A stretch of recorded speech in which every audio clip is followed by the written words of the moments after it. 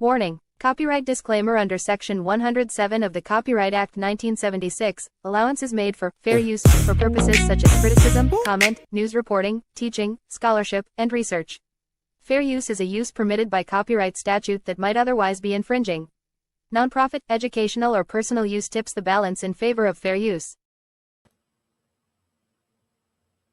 Yeah.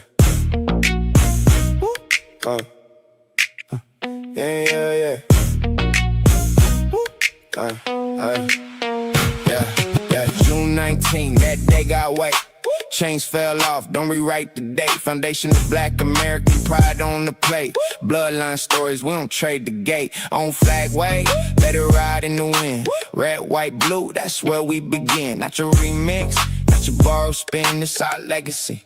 We built from within, so don't come slick with a new paint job. Don't try to turn our roots to a broad. We know the names, we know the roads, we know the hands that carry that load. Juneteenth, let it breathe, let it stand. Juneteenth, in the same old land. Red, white, blue, put respect on the clock. Juneteenth, that's the FBA hallmark. Juneteenth, let it breathe, let it stand. Juneteenth, it's a family band. Keep your flag talk, keep your style at home. We got our own roots, we got our own zone. On traditions, cookouts, kids in the yard.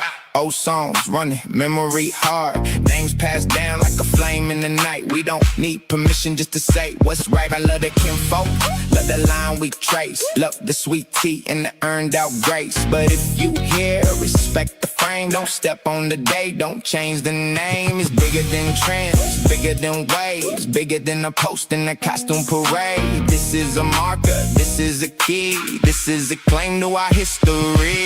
Juneteenth, let it breathe, let it stand. Juneteenth, in the same old land. Red, white, blue, put respect on the clock. Juneteenth, that's the FBA hallmark. Juneteenth, let it breathe, let it stand. Juneteenth, it's a family band. Keep your flag talk, keep your style at home. We got our own roots, we got our own zone. No borrowed lands, no costume spin, no telling us who we were. Back then, we held that line, we kept that flame, and we still do now when we call that name. Juneteenth, let it breathe, let it stand. Juneteenth, in the same old lane. Red, white, blue, put respect on the clock. Juneteenth, that's an FBA hallmark. Juneteenth, let it breathe, let it stand. Juneteenth, it's a family band. Keep your flag talk, keep your style at home. We got our own roots, we got our own zone. Hey, look, I knew about the Pan-African flag, and I knew there would be some controversy. There's some people who were saying, hey, we don't need another flag, no flag. No, our ancestors made this country great. How's that one?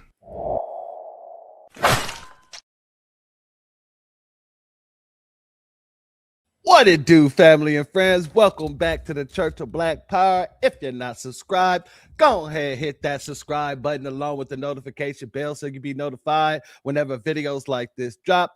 Please make sure you're hitting that like, share, and if you're watching this on the replay, that hype button so we can beat up the algorithm. Make sure we get this message out to the ears that need to hear. And if you have not done so yet, please click the link in the description, go to change.org and put your signature on the petition for reparations. And with that being said, family,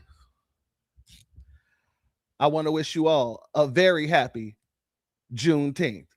I want to wish you all a very happy Foundational Black American June 15th, because there is no other.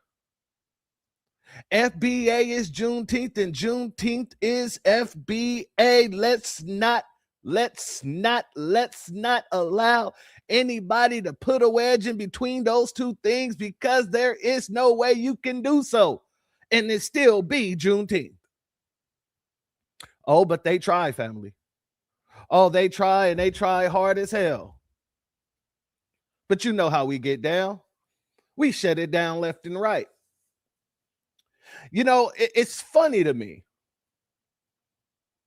It's funny to me. I believe that the Caribbeans are, I believe it's the Caribbean. Didn't they just have like Caribbean Appreciation Month or something like that? And it went by. It just flew on by. I didn't notice nothing. There was no flags waving. There was nobody out there really representing for the folks like that, you know. But it was a lot different. A lot different during their time to celebrate them.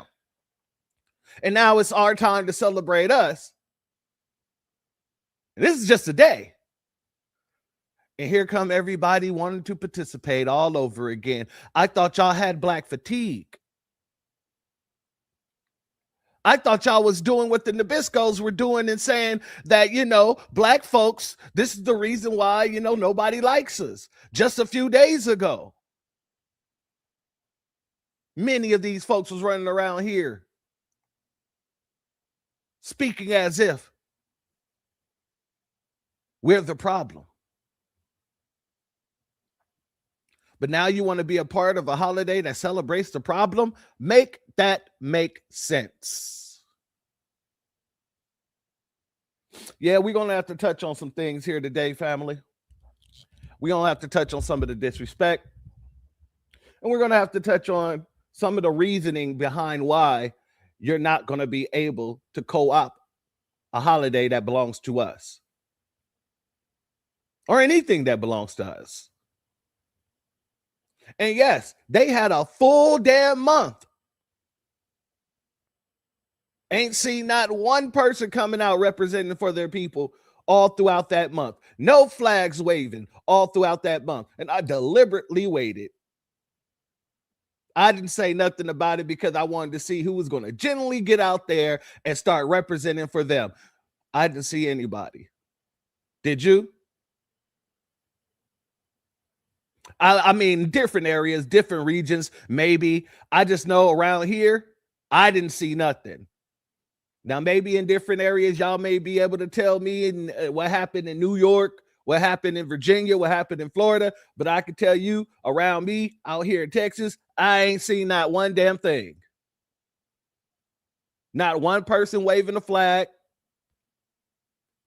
Not one person talking about how proud they are to be Haitian or Jamaican or any other Caribbean. They were way too busy being in our business. That's okay. That's okay. We're going to get into some of their business here today. Yeah, buddy. But before we do, let me go ahead and scroll up. Let me give a B1 salute and a big shalom to our sister, Hurricane Nisi in the building. Much love to you, my warrior sister, as well as our good sister, Aquarius Minded. Much love to you. Thank you for being here. Our sister, Andrea Jones. Much love to you and thank you for being here. Our good brother, Jesse Paris in the building. Much love to you and thank you for being here as well. Our sister, Angelic in the building. Much love to you and thank you for being here as well. Mighty Black is in the building. Our good brother, Reparations Nation. Our sister, Brenda Thomas. Much love to all of you. Thank you for being here. Our sister, Tampa Bay is in the building, as well as our sister, Intrigue. Much love to you both. Our sister, Honey Brown Sugar is in the building. Much love to you. Our sister, Ramona Bryant is in the building. Much love to you as well. Thank you all for being here. Our good brother Zavon Scott is in the building. Shout out and shalom to you, my warrior brother. Thank you for being here. Our sister Anna Jackson is in the building. Much love to you. Ellisteen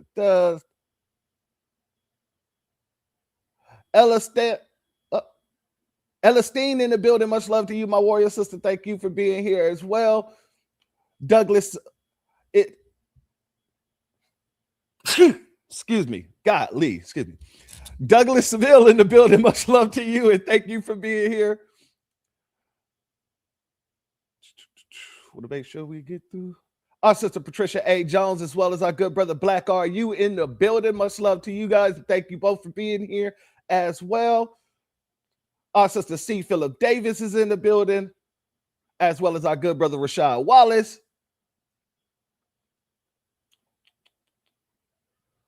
To make sure.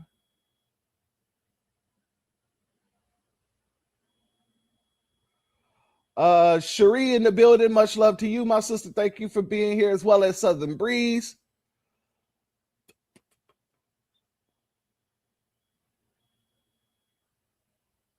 Thurston Howell in the building. Much love to you and thank you for being here. It's been a while since I've seen somebody with the name Thurston. That is a classic name right there, to be honest with you. Shout out to you, family. Let's continue. Alicia Wood in the building. Much love to you. It's a banging song. You like the Juneteenth song? Yeah. Yeah, much love, much love. Have to put something together for the family. Rondax in the building. Shout out to you, as well as our good brother Crew Reality in the building. Shout out to you. Our sister Cooking with Miss D is in the building. Shout out to you. Kim Brown is in the building. Much love to you. Kaharu in the building. Much love to you.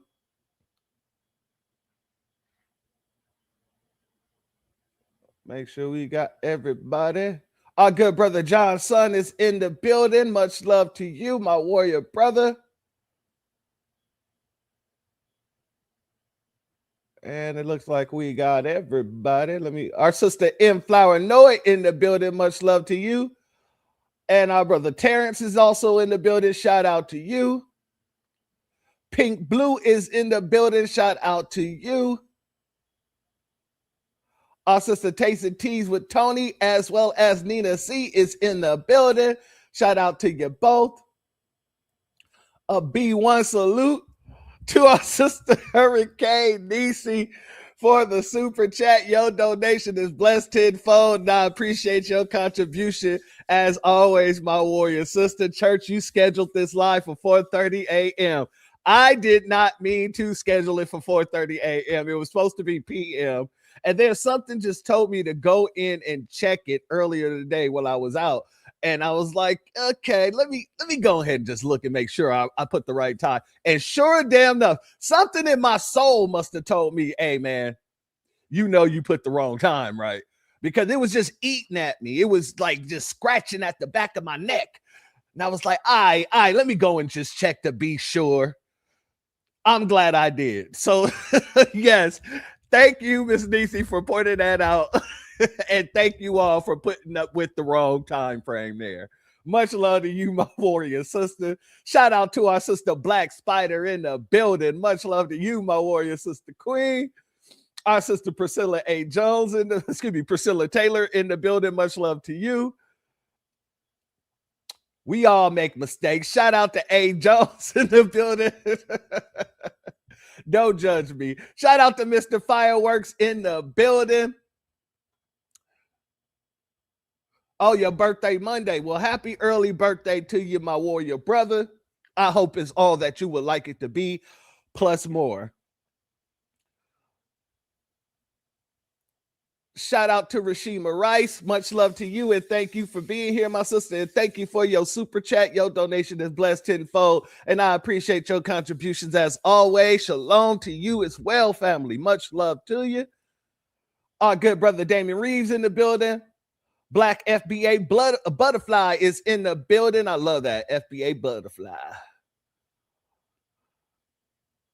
And for all those who are not in the chat, much love to you. And all those who's going to catch this on the replay, much love to you. Now, family, before we go off into the nonsense realm, we got to have some feel goods. We got to have some feel goods. So I want to play a couple of clips that usually around this time I like to play, just to give a remembrance and a reminder to what our Freedom Day looked like, our Jubilee Day looked like before any federal government picked it up and we was just doing it on our own. Shout out to Valinda in the building. Much love to you. Thank you for being here. So let's start out here, family. I'm Irma J. Humphreys from Austin Community College. Excuse me, Mr. Hayes, may we talk to you for a minute? Yes, yes. Could you tell us what this parade is all about and the significance of Juneteenth? Okay, this is a commemorating the Emancipation Proclamation of slaves in Texas. It occurred in 1865. And in the past, this has been quite tradition. But say in a distant past, but say in the last 20 years in the cities, they've kind of gotten away from it. We're trying to revive that tradition. Wasn't the Emancipation Proclamation signed in January, and then we're celebrating it on the 19th of June, now called Juneteenth? People in the eastern part and the southern part of the United States celebrated on January 1st because it was done in 1863, the Emancipation Proclamation. But it didn't get to Texas until a year and 6 months later, which would be 19th of June, 1865. In fact, even the Civil War was over when it got to Texas. And so people in this area usually celebrate it. They call it Juneteenth. It's in some parts of Texas, for instance, around Waco, a place called Comanche Crossing. They've been celebrating this one. It goes on for a week. We hope that this will be the initiation of that kind of a thing here for Austin, people in this area. Is this the first Juneteenth parade? No, we found in the records as far back as 1900 there were some parades here. This is the first one that I know of. I've only been here a short period of time, but from those who remember, they can remember back when they did have a parade. They did used to celebrate on Rosewood Park, but didn't have any parades, I don't think. Could you tell me why you're participating in the Juneteenth parade? Well, one, we were asked as the Corvette Club itself to participate in it. And also, it's just like everybody else around the United States this year is celebrating their bicentennial. I think it's only appropriate that we celebrate our celebration, I should say, the Juneteenth celebration, which is not really our bicentennial. Why are you participating in the Juneteenth parade? Well, we had started this club, and which is an automotive club, just for pleasure and enjoyment. And this guy asked us to be in the parade, and we think it's a great honor, and it's great recognition for our club. Plus, it's good for our people and good for the public. Shout out to our sister, Miss TT in the building, Mrs. TT. Shout out to you and thank you for your super chat. Your donation is blessed tenfold. I appreciate your contribution as always. And also, let me give a B1 salute to our sister, Empress Latesse in the building, as well as James Mitchell in the building and A. McMill in the building as well. Shout out to all of you and thank you all for being here, as well as Doug Graham in the building. Much love to you and thank you for being here. Now, can't forget about A.E. Norton. Shout out to you, family. Much love to you as well. Let's go here. On June 19, 1865, a group of slaves in Galveston, Texas, the last in America, found out they were free. Blacks in Milwaukee celebrate that occasion every year. This year's festival marks the 10th anniversary that Milwaukeeans have been celebrating. Over 75,000 people came out to partake in the festivities. Games, entertainment, and plenty of food will be found. I talked with Jan Kemp, coordinator of the Juneteenth Day Planning Committee. Ms. Kemp, what does Juneteenth Day symbolize? It symbolizes the freeing of the slaves in the territories in 1865. And actually, I guess what we're working on is that it's the black man's 4th of July. How long have you been celebrating Juneteenth Day in Milwaukee? This is our 10th anniversary. How many people would normally turn out for a Juneteenth Day? Well, according to the papers, I think we had around 75,000 during the full course of 12 hours last year. With the weather and the gods being nice, I think we might do that or top it today. I understand that Texas has made Juneteenth Day a state holiday. Is there any plans to make a state holiday in Wisconsin? Well, we've been talking about it, but I guess we need to talk to the powers that be and see if they feel the same. I think today was representative of the support that we have from the state, city, and local politicians. The governor will be joining us at 4 o'clock this afternoon, so I think we'd ask the support to move that way. What's your pleasure? Everyone around the world, come on!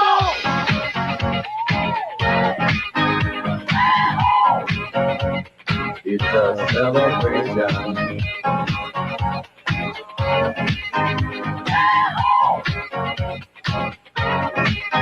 Juneteenth Day would not be complete without the local beauties present. Miss Black Wisconsin and her court were there. It's a celebration. Celebrate good times, come on. People in the streets told me their favorite thing about Juneteenth Day. People. Just to get out and have a little fun in a different city and knowing more about the community. The crowd, the people, and how they're enjoying it. All the people getting together, just coming to see what different. Now, family, I wanted to show you those clips. You know what? I have one more for you. Let's go here. Let's give some love to our Juneteenth pageantry ladies there. The ladies who participated in the Juneteenth pageants that we used to have. These are some of the Miss Juneteenth participants. We'll talk to each one individually. What is your name? Terry Townsend. How old are you, Terry? I'm 15. Why are you participating in the Miss Juneteenth pageant? I was asked to represent the black people of Austin, Texas. Thank you, Terry. Yeah. What is your name? Colette Callahan. How old are you, Colette? I'm 15. Why are you wanting to represent Miss Juneteenth? To represent the black people of Austin. Thank you, Colette. What is your name? I'm Sandra Washington. Sandra, how old are you? I'm 17 years old. Why did you want to represent Miss Juneteenth? Because to be one of the contestants, to be one of the contestants and to represent June 19th. Thank you, Sandra. What is your name? Elaine Thompson. Elaine, how old are you? I'm 15. Why do you want to be Miss Juneteenth? Because I feel that it would be a nice responsibility to represent the black people. Thank you, Elaine. What is your name? Lori Stevenson. How old are you, Lori? 15. Why do you want to be Miss Juneteenth? I just like to represent the black people and participate in a lot of different things. Thank you, Lori. What is your name? Marsha Medeiros. How old are you, Marsha? 14. Why do you want to be Miss Juneteenth? Because I just want to be an honor and have an honor to participate in some of the Juneteenth activities. Thank you, Marsha. What is your name? Chandra Marshall. How old are you, Chandra? 16. Why do you want to be Miss Juneteenth? Well, I feel it's an honor to participate in any of Juneteenth activities. Thank you. Now, family, I wanted to show you those clips just to remind you that this isn't about the freedom of everybody across the world. This isn't about what's going on in Africa. This isn't about Ghana, the Caribbean. Juneteenth has always been a celebration for us, by us, to honor us. And look at all the beautiful people that you saw. And look at all the beautiful community. This was before you had people bogarting their ways into our communities. This was before you had folks getting dropped off out of nowhere around the corner.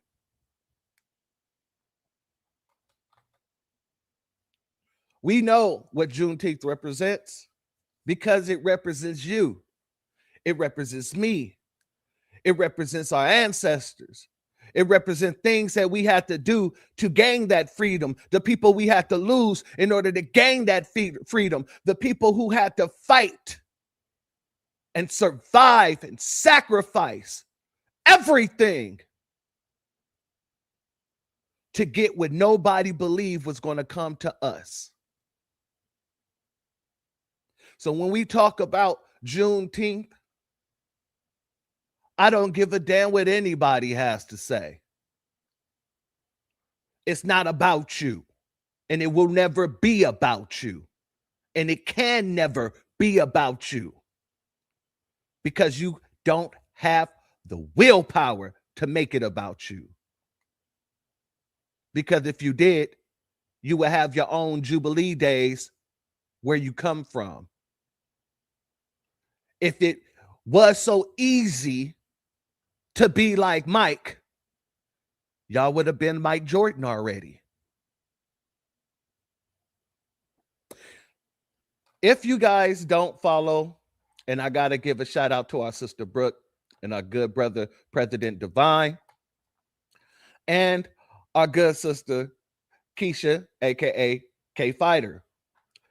If y'all don't follow the Thorough Black Talk channel, please make sure you go and give them a follow, because over there on the bridge, they was dropping all kind of heat rocks last night. But I was listening to this story that happened to us by our sister, the story that happened to a sister by the name of Allison. They ended up making a movie about her and things like that. And please, I'm not even going to tell the story. I want you all to go and check out Thorough Black Talk's live stream from last night. It's on Sister Brooke's page as well. And I want you to understand how righteous anger can be the top point for motivation. Everything that's happened to us in this country fueled our righteous anger and our energy for the fight. And you have a bunch of people who want to include themselves into that fight, and they didn't have to do no fighting, nor would they want to do any fighting. I'm gonna use a term that our sister Brooke said last night because it was hilarious. Well, I'm gonna use something that she said last night. You flee to flee to flee. So what makes you guys think that you can celebrate a day where we ourselves had to fight, not just to get out of slavery, but to actually obtain this holiday?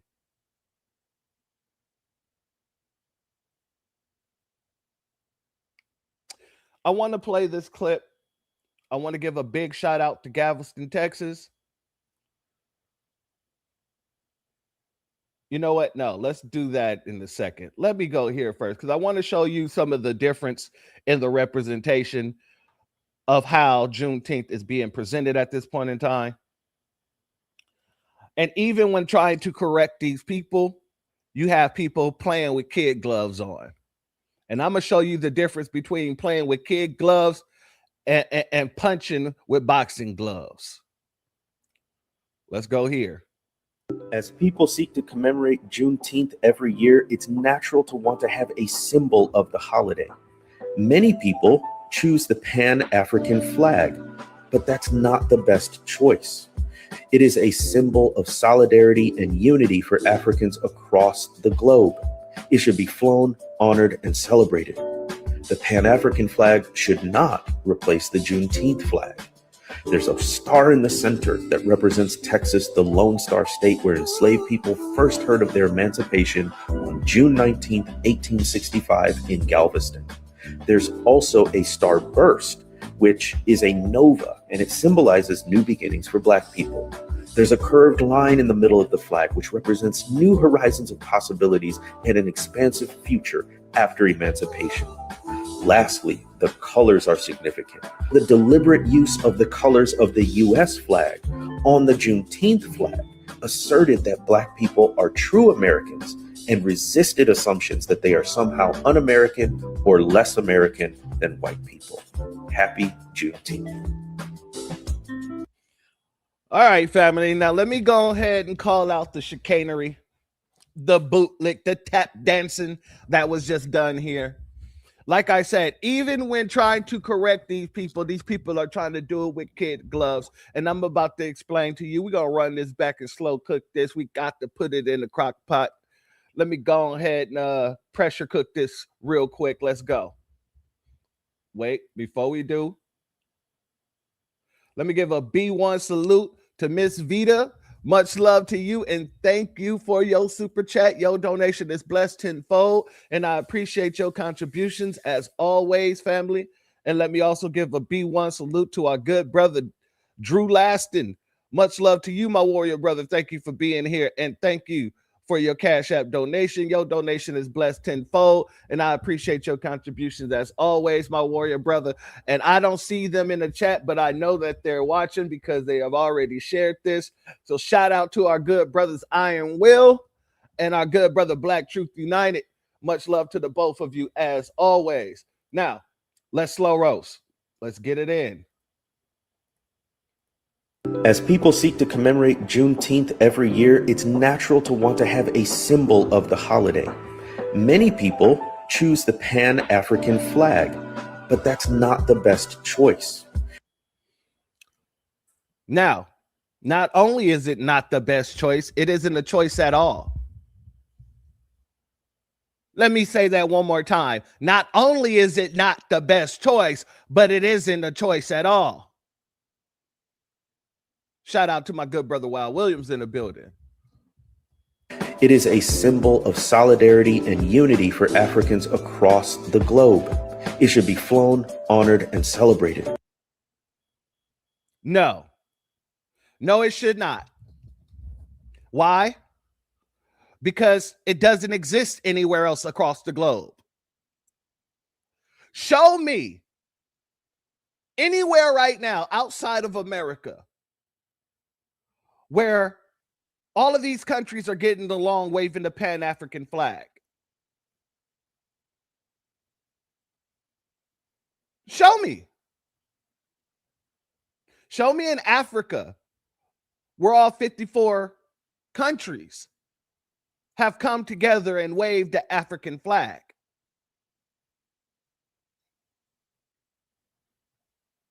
Show me in the Caribbean where they've band together to kick out the Asians and the Indians and the Nabiscos, and they're waving the Pan-African flag.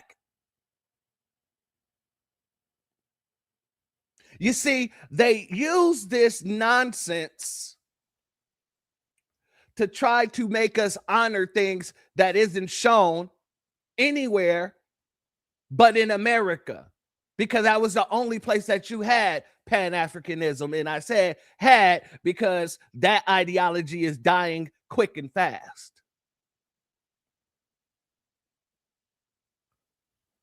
But they only want to try to use that against us. Let's continue.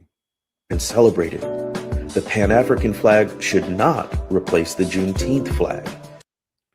It cannot replace the Juneteenth flag. because the Juneteenth flag is the Juneteenth flag. And anybody trying to replace it with the Pan-African flag is quite literally trying to usurp themselves. Let's be very clear. There's a star in the center that represents Texas, the Lone Star State where enslaved people first heard of their emancipation on June 19th, 1865 in Galveston. There's also a starburst, which is a nova, and it symbolizes new beginnings for Black people. There's a curved line in the middle of the flag, which represents new horizons of possibilities and an expansive future after emancipation. Lastly, the colors are significant. The deliberate use of the colors of the U.S. flag on the Juneteenth flag asserted that Black people are true Americans and resisted assumptions that they are somehow un-American or less American than white people. Now let's hold on. Let's go back there. Now, here's the major point, and it cannot be missed. The Pan-African flag is a direct contradiction to the American flag. The African flag is a direct contradiction to the Juneteenth flag. Why? Because Pan-Africanism basically tried to remove foundational Black Americans from our land and make us less American by the day. In that thought process, that is a direct contradiction to what the Juneteenth flag represents and to what the American flag represents, or at least represents for us. So you cannot say that the Juneteenth flag should be honored at the same time as saying that the Pan-African flag should be honored, because the Pan-African flag is a direct contradiction of the Juneteenth flag, of the United States flag that was sewn by our good sister Grace Wisher. This cannot be missed. So that's how you handle it with kid gloves. Let's go here to our good sister Teresa, and she's going to show you how to handle it with boxing gloves.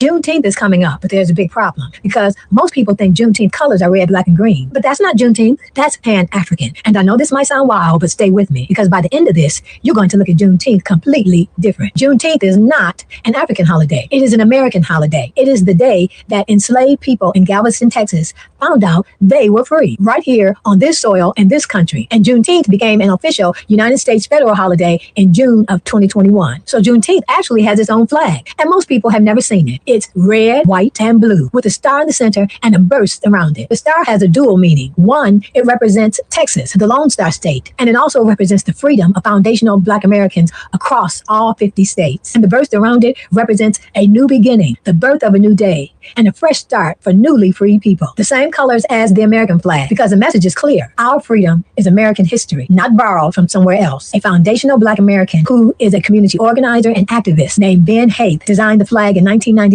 because he believed that Juneteenth deserved a symbol that told the truth about what the holiday actually is. This Juneteenth, don't let corporate America tell you how to represent our foundational Black American holiday. And let me know in the comments, did you know this already?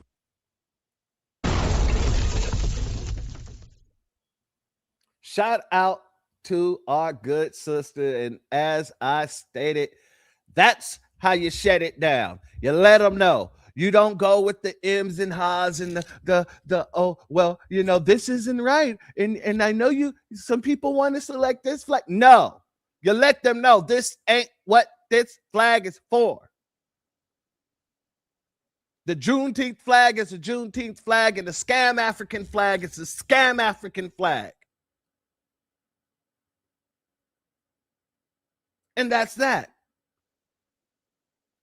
We're not going to sit here and play with these people. We don't have time to mess around. Namely, because there's some barbecue on the grill somewhere. Let's go here. Shout out to Galveston, as I was saying.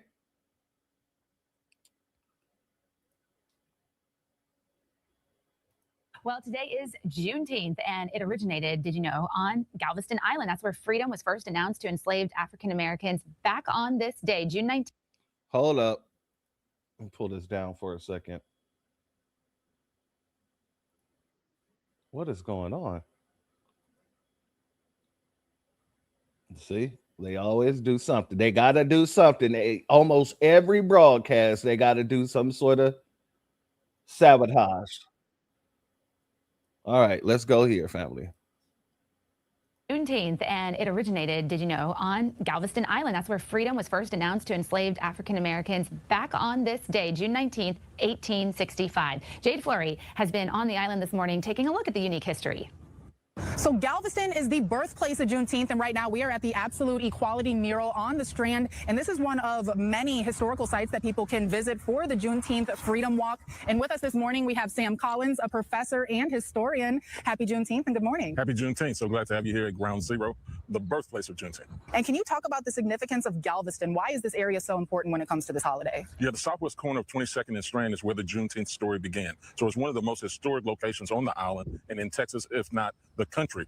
Gordon Granger set up his headquarters here on June 19th and issued General Orders number 3 from this location. So from what I understand, I guess the general and some troops came in from the port, and then, like you said, the headquarters was here, and that's where that announcement was made that the enslaved people were free? Absolutely. Many individuals don't realize Galveston is an island, so they didn't ride in on a horse. They came in by ship, got off at the dock of the harbor, came downtown to the Strand, the business district, set up their headquarters on this corner, and then issued the 5 general orders and sent the message off. There's no known public reading of the message. Documented is more myth than reality, but the message went out from here further inland to the large plantations in other counties like Brazoria, Matagorda, Fort Bend. And we talked about it earlier, but there's a misunderstanding that the announcement of the enslaved people being free was 2 years late, or over 2 years late. Can you tell us the truth behind that story? Yeah, so it's not that the news was late to Texas. President Lincoln had signed the Emancipation Proclamation in September of 1862 to go into effect on January 1st, 1863. But there was the Battle of Galveston where the Confederate Army took back control of the island on January 1st, 1863, therefore delaying enforcement of the Emancipation Proclamation. So when the Union soldiers arrived here in June of 1865, they came to enforce, not simply to inform. Got you. And we are here at the Absolute Equality mural. Again, can you just kind of walk us through what we're seeing here and how it tells the story of Juneteenth? Oh, absolutely. So you have the transatlantic slave trade in the top left. The first non-native enslaved African to come to this area was shipwrecked in November of 1528. Esteban Estenvenico, his name was Mustafa Azamori, before arriving here on these shores. Then you have Harriet Tubman and the Underground Railroad, symbolizing the enslaved people choosing for themselves, running for freedom. Now in Texas, they did not go to Canada, they went down to Mexico. And Harriet Tubman did not come to Texas, but we needed an iconic female image, so we had added Harriet Tubman, the artist there. Then you have Abraham Lincoln, the great emancipator. Gordon Granger, who is often family. I played this clip because the man, he has some information that is informative. However, anytime I hear any black person call Abraham Lincoln the great emancipator, I have to pause. And this is literally what we have to do here. Abraham Lincoln is not the great emancipator. Just because he did it didn't mean he wanted to. We forced that. We forced that. So giving all credit to this Nabisco that said, God dang it, he would keep your ass enslaved if it would preserve the Union, that is egregious.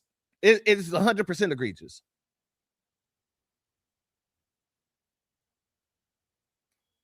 Given a lot of the credit for issuing General Order number 3, but he actually didn't write General Order number 3. It was written by one of his officers, Frederick W. Emory, and it is Emory who included the language, "This involves an absolute equality" in the second sentence. So that's how the mural got the title, Absolute Equality. The bottom line is we want absolute equality. Absolute equality does not mean equal results for every human being. It means every human being having an equal opportunity to grow and develop to the very best version of him or herself without hurdles or barriers. So that is why the mural is titled Absolute Equality. Then you have the late Representative Al Edwards in front of the church. He helped to get the state holiday in 1979. But 100 years before that, in 1879, there was a state representative from Navasota, Robert Evans, that helped to tried to get a Juneteenth holiday, but it did not pass because of the Jim Crow South and the Compromise of 1877. So it wasn't going to pass in 1879, but 100 years later, it became a state holiday. Then you have the Juneteenth flag, the red, white, and blue colors, because we are American citizens. Above that, Miss Opal Lee, the grandmother of Juneteenth, who walked 2.5 miles trying to bring attention starting in 2016 and eventually helped to get Juneteenth as a national holiday in 2021. And then the last imagery is the astronaut up in the top, and that is to envision going forward in the future, will we take our current views or will we become better as a human race and people going forward?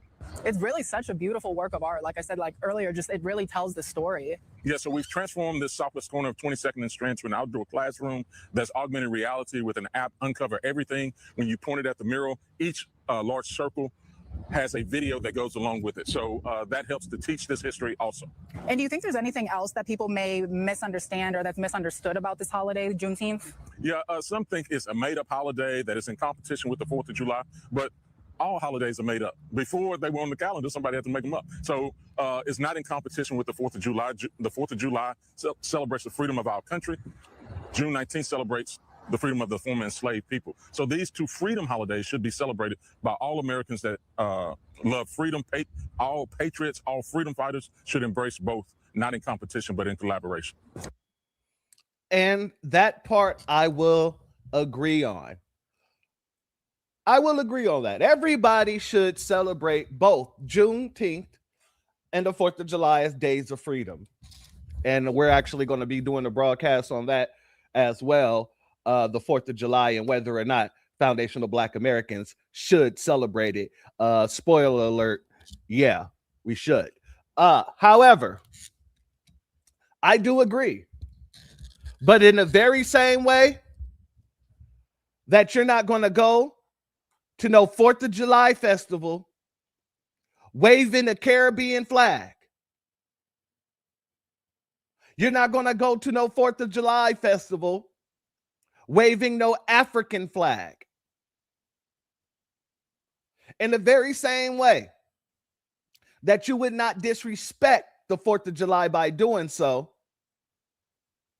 you wouldn't try to change the colors of the 4th of July. In the very same way that you would not disrespect the 4th of July, you shall not and you will not disrespect Juneteenth. Let's be very clear.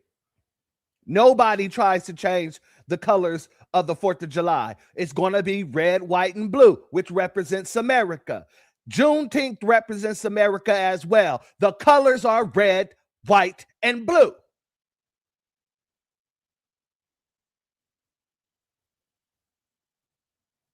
That's where we have an issue. That's where people bump heads. That's how you know people are trying to disrespect us specifically.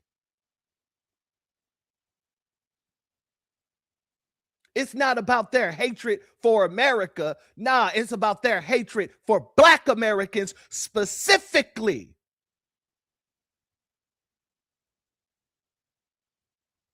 And we ain't putting up with it whatsoever. Shout out to Be Me. They like to play dumb. Yeah, Neely Fuller and Francis Cress Wilson said it best. They said, you know, white supremacy loves to play stupid, and they expect you to play stupid right along with them. And that goes for all these white supremacist adjacents too.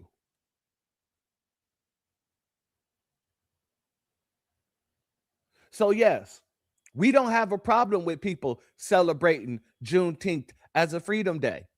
That's what it is. It's a Jubilee Day.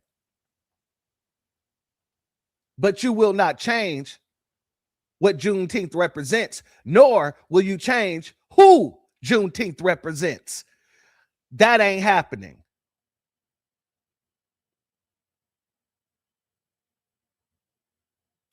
Now, before we get into some of the other talking points, shout out to our sister I Am Key Era in the building, as well as our sister Renaissance Woman and Isaac Calloway in the building. Shout out to all of you, and thank you all for being here. Now, before we get over to the numbnuts over there. Let's go to the numbnuts out in New York City. Apparently, Mahatma Gandhi, Mayor Mandani, put on a Juneteenth celebration of his own. Now, family, I want to know why there's so many Black folks or melanated people in there, especially when he disrespected those melanated people by saying immigrants built America. And now you're talking about Juneteenth?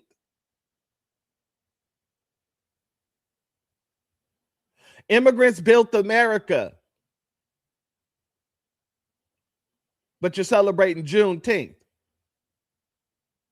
That is a contradiction.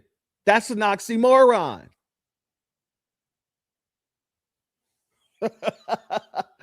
Shout out to Renaissance Woman. She says, I call him Houdini. But I want you to see some of the tap dancing, the boot licking that's going on here. Of course, they're going to send out somebody to do the old lift every voice and sing. Come to a place from which our star has passed. We have come over a way that with tears has been watered. We have come treading our path through the blood of the slaughtered. Out from the gloomy past, till now we stand at last. From where the white gleam of our bright star is past. God of our wearies, God of our silences, thou who hast brought us thus far on the way. But thou who hast by thy might led us into the light, keep us forever in the path that we pray. Miss D said, why my dogs start barking? Family, I y'all not liking it too much in the comments, I see. He ain't doing a good job with the lift every voice. Blessed our feet, straight from the places, our God, where we met thee. Least our hearts, drunk with the wine of the world, we forget thee. Shadow beneath the hay, may we for Hey, he shook that voice up, didn't he? All right, yeah, family. And you gotta, somebody guess what's next. Someone guess what's next. I know you all know. I know you all know what's next. You know the next type of person they're gonna send out. Come on, someone tell me. Put it in the chat. Call security. If you answer that followed by this, you're going to have some Skittle bag come out. Some tetherish Skittle bag come out. Then you would be absolutely correct. Let's go here. Hold up. Full partnerships with faith communities across New York City, connecting them to resources, uplifting their voices, and strengthening their impact in our neighborhoods. I'd like to shout out a few people from our admin that are here today. So if you're here, please wave your hand so those know that you're in the room. We have Martin Allister, Commissioner for New York City Department of Health and Mental Hygiene. We have Rebecca Jones-Gaston, Commissioner for Administrating for Children Services. We have Edmund Raymond, Sheriff of the New York City Office of the Sheriff of the City of New York. We have Stanley Richards, Commissioner of the New York City Department of Correction. Kamar Samuels, he is our New York City Public School Chancellor. We also have Shanta Smith-Cruz, Commissioner of New York City Department of Records and Information Services, Doris. We have Lisa Globletter, she's the New York City Chief Technology Officer and Commissioner for Office of Technology and Information Innovation. Also with us, I'll say these real quick. We have Dean Fullahan, First Deputy Mayor, Office of the Mayor. Renita Francois, she's a Deputy Mayor for Community Safety. Dr. Helen Ortega, Deputy Mayor for Health and Human Services. Julie Sue, Deputy Mayor for Economic Justice. You'll hear from her shortly. Afu Atia Mensa, she's here, Chief Equity Officer and Commissioner for Mayor's Office of Equity and Racial Justice. Jamila Edwards, Director of Mayor's Office of Intergovernment Affairs. Michael Gardner, Chief Business Diversity Officer, Citywide Mayor's Office of Minor and Women-Owned Based Enterprises. And we also have with us Ramsey Cashapp, he's the Chief Counsel to the Mayor, as well as the Chief of Staff to the Mayor. L is also here with us. I want to thank you all for being here to celebrate Juneteenth with us, a powerful reminder of freedom, resilience, and the ongoing journey toward justice. At this time, it is my honor to welcome Reverend Orcella. She is from the St. Luke AME Harlem Church. So the next person up is the church people, huh? You got to get the pastor behind the pulpit. All right, Pastor, what did you have to say? Enslaved people in Galveston, Texas. We honor their resilience, sacrifice, creativity, and contributions of African Americans whose labor, vision, and determination helped shape this nation. We give thanks for the victories won and acknowledge the work that still remains before us. We pray for the people of this great city. Bless our neighborhoods, our schools, our houses of worship, our businesses, and all who call this city home. Grant wisdom, compassion, and integrity to those entrusted with public service, including our mayor, elected officials, community leaders, first responders, educators, and advocates. Strengthen them to serve with humility and a commitment to the common good. As we celebrate Juneteenth, may we not only remember history, but also be inspired to shape a better future. Teach us to bridge division, to listen with understanding, to stand with those who are marginalized, and to work together for justice and peace. Let this gathering be a testament to what is possible when people of different backgrounds, faith traditions, cultures, and experiences come together in mutual respect and shared purpose. Shout out to Anna Jackson. Who cares who these people are? What does this have to do with Juneteenth? Very much so. Very much so. And I'm playing some of these clips. I'm going through it because I want to show you how in New York City, a place built on slave labor, from the rooter to the tutor, they're celebrating Juneteenth without mentioning reparations. And they won't be mentioning reparations. This whole thing right here is the dog and pony show. That's all this is. And that's the point of me showing you this. It's because all these folks want to do is symbolic gestures. And we're not having that. In the very same way that Madami is bringing funding to these illegals, it's not symbolic. These folks are out there practicing deed theft. They're targeting Black business owners while allowing illegals to cook street meat on grocery shopping cart baskets with no permits or anything of the such.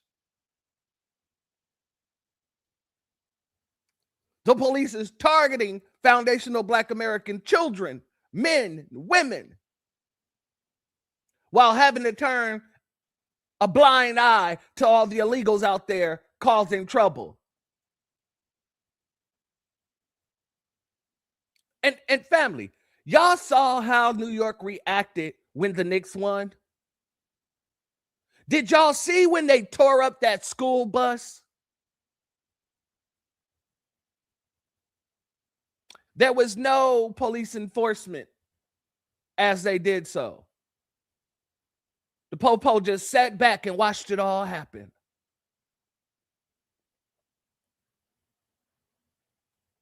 This is my point. All of this is for nothing. If you're not coming to us with an anti-Black hate crime bill, if you're not coming to us with some sort of policy, some reparations, you might as well keep all this bullshit. Keep it. because it means absolutely nothing to us. Thank you for your comment, my sister. That was the perfect alley-oop. Now I really don't have to go through the rest of these coons and buffoons because, like I said, none of them mentioned reparations. Let's get to the buffoon of the hour, shall we? Mandani. Good evening, everyone. It is an honor to welcome you to Gracie Mansion, the People's House, to commemorate Juneteenth together. Now, I will first ask if you will grant me this, and that we say it together. Nixon. Nixon. I want to say thank you to the incredible artists, activists, and community leaders that are here with us today. And I'd like to begin by acknowledging Dr. Pace, because your sculpture, Triumph of the Human Spirit, in Foley Square has become a rallying point for so many who dare to imagine a better future. It is a powerful tribute to those long forgotten who lay buried nearby. I want to also thank all of the senior members of my administration, as well as a number of elected officials that we have here with us. I want to acknowledge our district attorneys, Alvin Bragg and Darcel Clark, who are here with us. New York State Assembly member Chantel Jackson, who is here with us. Tamika Mallory, who is here with us. Reverend Stephen Green and Lady Brea, who is here with us. Arva Rice from the New York Urban League. Eljoy Williams from the NAACP. Raymond Codrington from the Weeksville Heritage Center. And Alicia Garza from Black Lives Matter. There are all the organizations that foundational Black Americans, especially on the Black grassroots level, don't mess with. We don't rock with any of them. NAACP, the Urban League, Black Lives Matter. We don't rock with these folks. So that's why it's so performative, so coonish up in there. All of these people are a part of these legacy organizations that don't give a damn about foundational Black Americans. And do y'all want to see that triumph trophy? Hold on. The triumph of the human spirit. Hold on. That's the monument. And it's basically just a middle finger to you.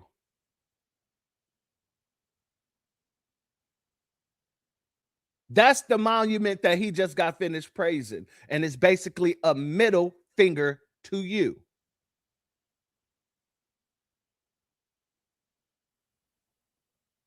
I mean, you could have took some of this money and put it into foundational Black American pockets. You could have took some of this money or took the money for this and put it into Black businesses.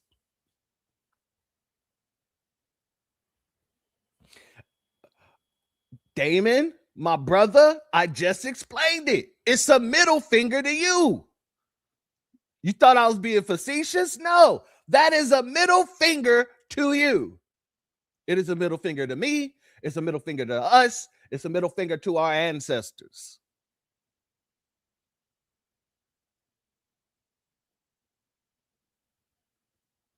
That's what that is. And people wonder why we look at these folks in the way that we do. Now let's go back over here. so many more who are here, who have blazed a trail for this city and for this country and for this world. And I am so deeply appreciative of you taking the time to join us this evening. You know, on Juneteenth, as you've heard so many say, but as any elected official will tell you, we have to say it again ourselves. We commemorate the people of Galveston, Texas, learning of their freedom. As you heard, it was a full 2.5 years after the Emancipation Proclamation took effect on January 1st, 1863. Now, more than 250,000 formerly enslaved Black Texans turned June 19th into a holiday of barbecues, of rodeos, of singing, of red punch. When black people were denied the right to gather in public places for the holiday. Why do I feel like he wanted to say great punch, but he knew that that wouldn't go over well? I just feel like in his core, he wanted to say a barbecue and great punch or purple punch, but he decided to change it to red.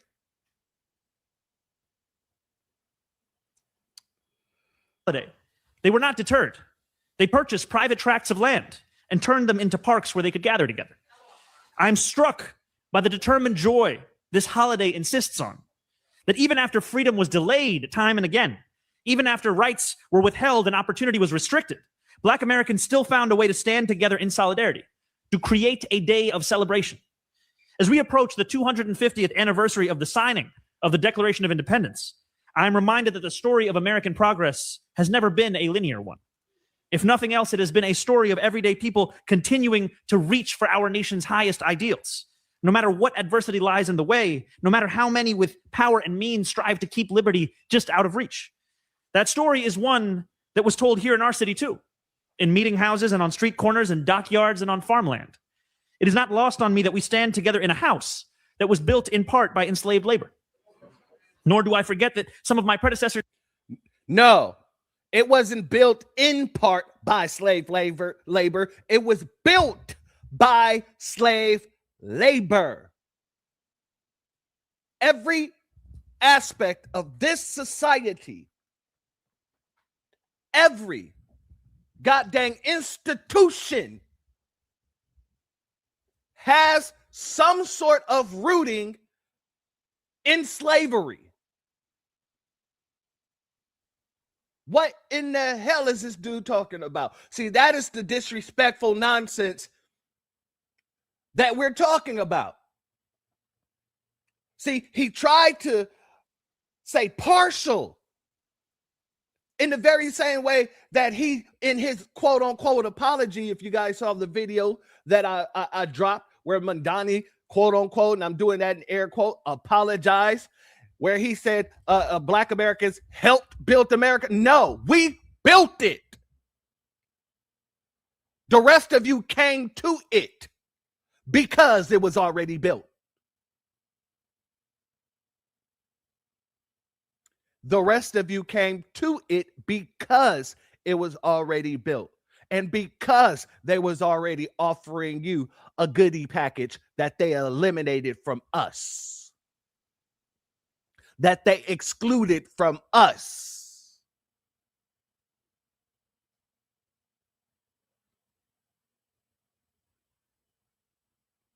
No, we didn't help. We didn't partial. We did this. This is us, all of it. Ingrained in every fabric of America is foundational blood, sweat, and tears.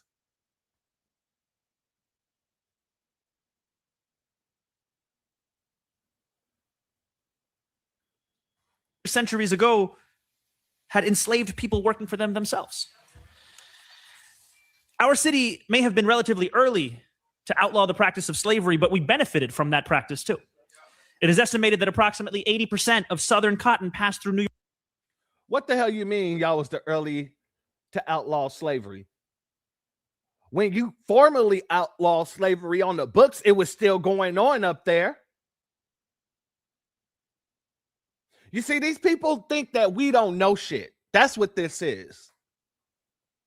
And more importantly, they think that we don't know shit about ourselves.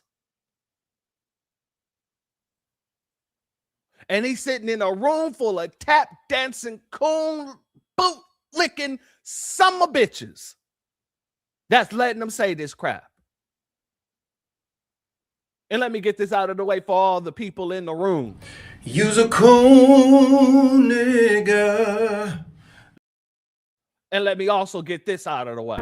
Send in the clowns. New York City. And yet I am proud of our city's legacy as home to some of the most powerful voices in the abolitionist movement. David Ruggles, Louis Napoleon, Sojourner Truth, and so many more. New York City was the beating heart of so many daring operations for freedom. a crucial part of the Underground Railroad, a city where people risked their lives daily for others that they had never met. I think, too, of Weeksville. Decades before the Civil War, stevedore James Weeks bought land in Brooklyn and turned Weeksville into a safe haven for free Black New Yorkers, sustained by their own shops, schools, nursing homes, orphanages, newspapers, and churches. And I think of the 4,000 Black New Yorkers who were not drafted into the Union Army during the Civil War, who were in fact denied the right to serve, but demanded to take part in the fight for freedom anyway. Many lost their lives so that others might taste the dignity that they had to fight so hard to know. On Juneteenth, yes, we celebrate. And we are also reminded of how much more work remains to be done so that all may know dignity. You have all heard me speak of the affordability crisis affecting our city. And yes, it affects every single New Yorker. However, we all know that the impact of this crisis has not been borne evenly. As the old saying goes, when America catches a cold, Black America gets pneumonia. Over the past 2 decades, rising costs have pushed 200,000 Black New Yorkers out of our city. Okay, all right. Let's see what you're addressing a problem. All right, I'm hearing the problem. Let's see if he addressed the problem with an actual solution. It has meant that we have lost 19% of our city's population of Black children and teenagers over the course of just 10 years. And the City Hall works to enact an affordability agenda that lifts financial burdens off the backs of every New Yorker. As we deliver universal childcare, city-run grocery stores where food is actually affordable, hundreds of thousands of permanently rent-stabilized homes, we do so knowing that for far too long, neighborhoods that Black New Yorkers have helped to build, like Canarsie, the South Bronx, Howard Beach, and so many others, have had to choose between being last in line or not at all. The work is just beginning. Progress rarely arrives overnight. And yet, as we stand together, I cannot help but think of the same few words that you have heard sung this evening and quoted again. The first verse of Lift Every Voice and Sing. Sing a song full of the faith that the dark past has taught us. Sing a song full of the hope that the present has brought us. Facing the rising sun of our new day begun, let us march on till victory is won. As we march on together, let our feet be guided by the hope that we so often have to dig deep to find. Let our voices echo with the faith that has steadied those who came before, those who helped build this city and this nation, who found light even among the darkness. And as the sun continues its rise and breaks the horizon, let its warmth be felt not solely by those who have always felt it, but also by those who have been in its darkness. That is the work before us. And so I am so thankful to all of you for being here, to so many of you for having blazed a trail that I could even dream one day of walking to become the mayor of our city. And as I think of this day and how it's often characterized as one of celebration, it must also be a day of recognition. A day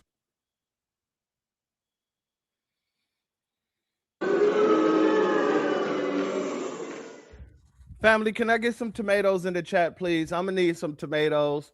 Tomatoes. Recognizing all that is still to be done, because as this day celebrates freedom, I cannot help but think of the words of Martin Luther King Jr. decades ago, who asked, what good is having the right to sit at a lunch counter if you can't afford to buy a hamburger? So as we talk about freedom, as we celebrate freedom, we know that we still have to do the work to ensure that that freedom can be felt, that freedom can be used, that freedom can be a reality here in the most expensive city in the United States of America. So it is such a pleasure to be in this struggle with all of you, and I thank you for having led this for so long and for having allowed New Yorkers a chance to see what it can look like to live in a city where Black history isn't just something that has been written or is being written, but that it must also be a city where it can continue to be written. Thank you so much. Happy Juneteenth.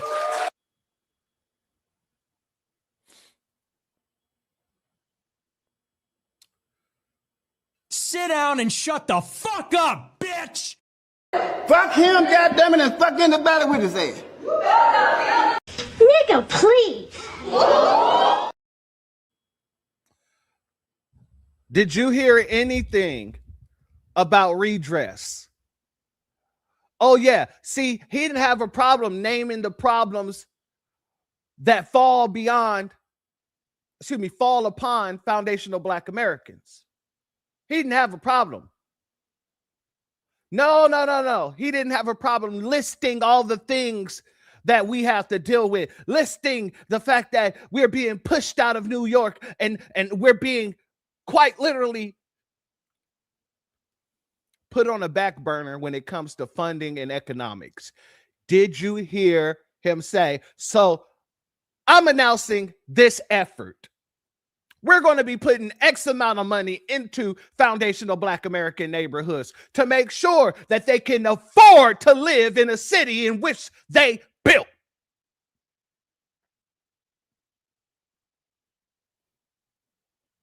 You ain't hear none of that.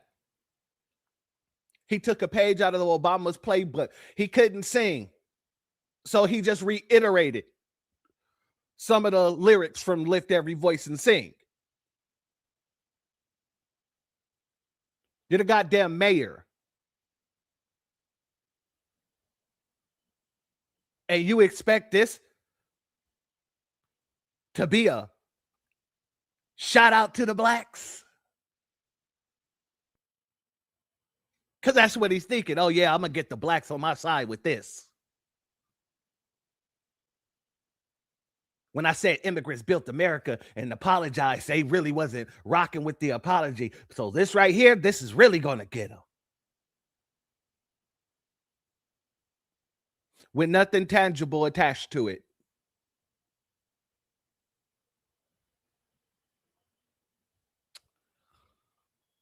Family, screw this man and everybody like him. Now, let's move forward, shall we? We got a good hour to go. Let's go here. So family, watch this and I'll be back with a comment. Caribbeans and Africans can't celebrate Juneteenth. Baby, I am Black, okay? I will be celebrating Juneteenth and I'm bringing griot with me. I do not care. And this is the reason why we're delineating. If you want to celebrate, that is perfectly fine. But as somebody that is a Black Texan, that my family has been here for generations, it's very disrespectful that you're going to sit over here and say, well, I'm going to still celebrate Juneteenth and I'm bringing my cultural Haitian dish to the barbecue. No, we don't want your food there. Juneteenth is made for barbecue. Juneteenth is made for fish fries, crawfish, dominoes, spades, Frankie Beverly and Mays, the Gap Band, pound cake, peach cobbler. That's what our ish is made for. We don't want your cultural dish there. And this is the diabolical shit that they want to do to make this flat blackness thing. And I'm tired of it. Leave us the fuck alone. This is our holiday. If you want to celebrate it, that's cool. But don't be trying to co-opt our shit, period. Great point. She Black here, but not in her country. None of them seem to know what racism is until they come here. As a matter of fact, this is how they speak. Hold on. Let's get into some of that. How they speak, talk, the disrespectful nature of themselves while they're sitting there trying to insert themselves into these conversations. Let's go here. You see, when you come from a different country, that racism is not the first thing that you know. That I'm oblivious to a lot of these things. Not only am I oblivious, I could care less. So when you come from these other countries, you're oblivious to racism. And not only are you oblivious to racism, like this woman just said, you could care less. Let's run it back. You see, when you come from a different country, that racism is not the first thing that you know. That I'm oblivious to a lot of these things. Not only am I oblivious, I could care less. Do I care about them talking to me or want to be racist? No. Do I care the fact that they're racist? No. Do I care? Because guess what? That don't matter. But when I had those Black American women, I had a couple even make me not get no money when I was supposed to come back after FMLA because other people liked me too much. So I was doing too much. So she decided not to give me my paperwork. Or I have, I experienced, oh, you act like you're better because you're from Jamaica. Or I heard stupidity like, oh, you're not Black. You act like, what? I'm not. Family, notice how she just had a reaction to someone saying or telling her that she's not Black. But right at the beginning of this, she says this. You see, when you come from a different country, that racism is not the first thing that you know. That I'm oblivious to a lot of these things. Not only am I oblivious, I could care less.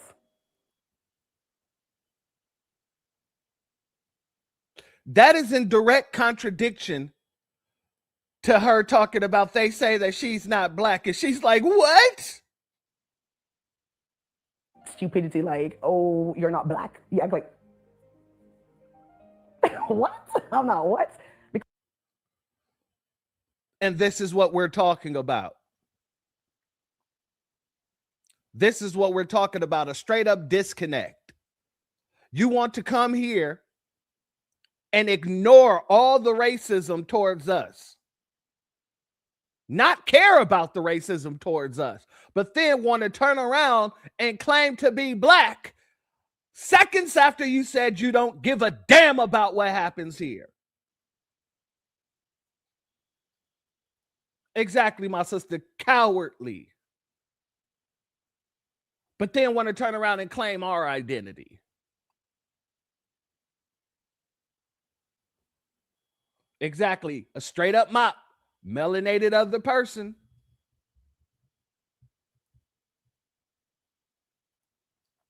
So the last time I checked, guys, I don't know when this is going to be aired, but right now with ICE and everything going on, let me tell you something. You see, if ICE came to me, you think ICE is going to act? They don't care. They see if them racist, if I open my mouth, they could do something. Even if them see my skin, that nobody asks me to open my mouth and see if I'm Jamaican, so they'll treat me different. Nobody. Stupid. You're in their database. You don't have to open your mouth. All they have to do is scan your face. This is how idiotic these people are. But they think they should be a part of our holiday. Nobody cares about that. I'm black. I'm a black woman, and that's just what it is. But the reason why I keep bringing it up is because black American women, please understand that we foreigners, we love you, and just like they love us, you can embrace us. You know, there's nothing wrong with embracing us because they love you, but they don't give a damn about the racism that happened to you. They don't give a damn about the things we have to go through, as long as it doesn't touch their doorstep.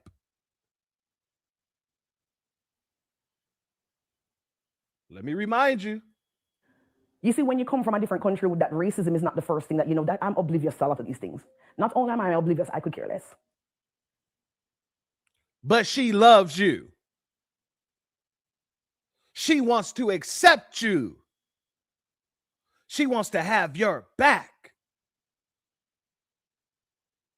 Understand that we foreigners, we love you, and just like they love us, you can embrace us. You know, there's nothing wrong with embracing us because I'm telling you, they treat me bad when I get here. You guys treated me horribly. Yes. Oh my God. And we treated her horribly. We treated her horribly when she got here, she says. The only people that would accept into their communities. Yeah, we treated you horribly. Okay, go ahead. I love my black people, but you treated me worse than the whites. So black Americans, foundational black Americans, treated her worse than the whites, she says.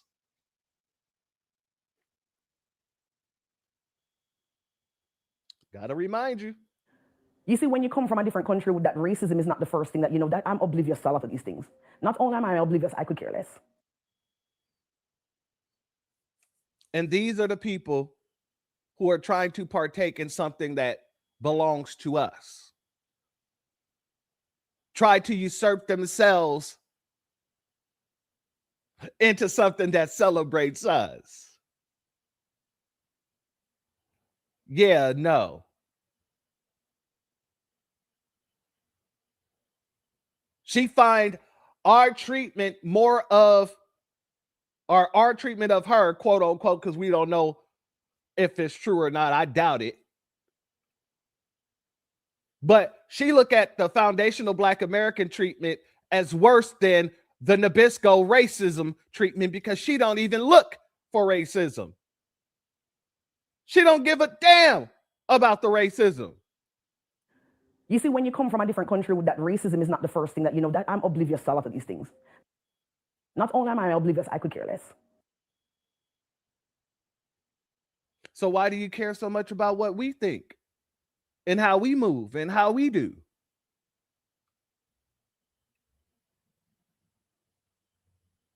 Interesting. Family, I also want to go here. This is the same people that will get up and try to tell us we don't deserve reparations while sitting there saying they don't give a damn about racism in this country. Shout out to Brother Rich and one of my esteemed mentors, Professor Griff. Let's go here. I didn't come from a rich background. I grew up in a single mother household. I had oppression from religion, and I had to overcome a lot of things. I had an abusive marriage. I had all types of stuff going on. I was a teenage mom. I didn't graduate high school. I could easily still be in the hood and in the ghetto. But I chose to rewrite my story. And instead of asking anyone for permission, I took control of my life. So we don't need reparations because everything is out there for you to get. We? We. For permission, I took control of my life. So we don't need reparations because everything is out there for you to get. Spending. Why do you keep saying we when you're not foundational to this country? Imagine if I go to your country and I tell, imagine if I go to, no, listen. Okay, where your parents from? Where your parents from? I'm sending it for the guy. Where your parents from? My parents are from Jamaica, but I never was raised in Jamaica. All right, so let me say this: you're first generation over here. Imagine if my son, I moved to Jamaica, and then my son is in Jamaica, right? So he's like the first generation that his whole life since 2 years old, whatever, is in Jamaica. Imagine if he started telling the Jamaicans, "We don't need this, we don't need that." You come across as very arrogant, extremely arrogant. You just got here yesterday, and you telling us who've been here since the 1817, whatever, what we need. Maybe that's what you don't need. But how you gonna tell me what we need? I would never go to your land. This is an honest, and I'm not trying to single you out, but you were so bold. You're so bold in what you're saying. Then the energy is going to get returned to you. Why would my son go to Jamaica? And my girl is half Jamaican. Why would my son go to Jamaica and tell the Jamaicans, we don't need this, we don't need that? They will kick his Black American ass the fuck out of Jamaica. You know that, right? Here's the difference. Who do you think you are coming here telling us what we? Like, that's crazy. You don't think that? That's a question. And shout out to Brother Rich on that. He's absolutely right. Imagine, damn my son, damn having a child. Let's just say I go over there to Jamaica and I say, oh, Jamaicans don't need to access their own beaches. We don't need to access our own beaches. No. This is just a victim mindset. I never said I'm so successful because I didn't sit around crying about some people coming into our country, taking our beaches. They would try and whoop my ass. They would try to run me down, if not unalive me. And this is the disrespect that we're talking about. So when we're talking about Juneteenth and the disrespect, it is a lingering disrespect. This isn't just one holiday. This isn't just Black History Month. It's every goddamn thing. These things are piling up on top of each other. But yet we're supposed to be open to these same people that are disrespecting us in our faces.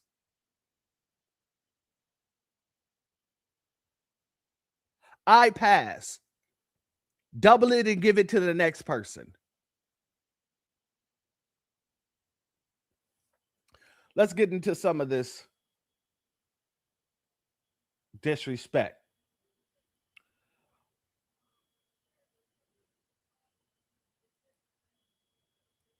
This is the NAACP.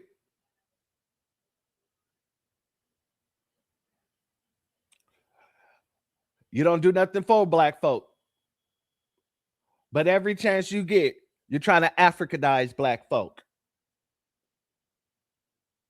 I wonder how much money JP Morgan gives NAACP every year.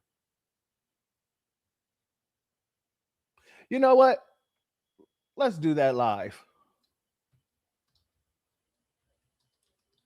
How much money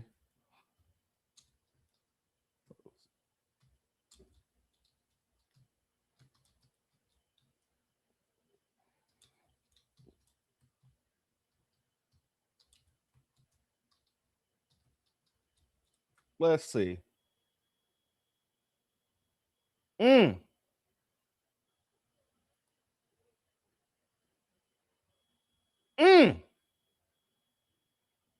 Interesting. Very interesting. Family. Let's go here. JP Morgan Chase annual contribution to the NAACP. JP Morgan Chase committed $5 million to the National Association for the Advancement of Colored People as a part of its $30 billion racial equity commitment. Now, why is this relevant? Why is this relevant? Because JP Morgan actually funds a lot of the nonsense that tries to de-Americanize foundational Black Americans.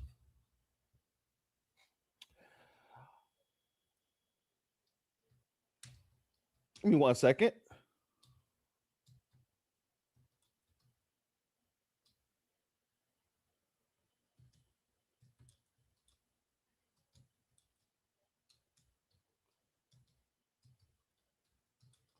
Family, 1 second, 1 second.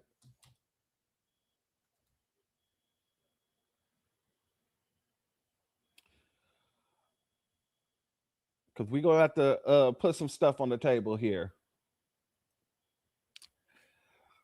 JP Morgan put thousands upon thousands, which would have been millions of dollars back in the day, to hire Edward Curtis, who went around taking pictures of the Siberians and calling them Native Americans. And these are the photos that you see today that they call stock photos. JP Morgan was also behind a lot of the pushing for eminent domain of Black cities and towns.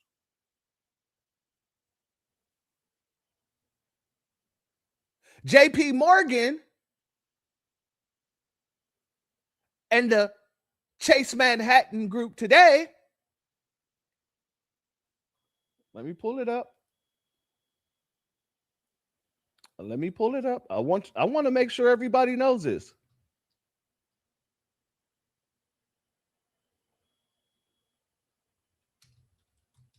One second.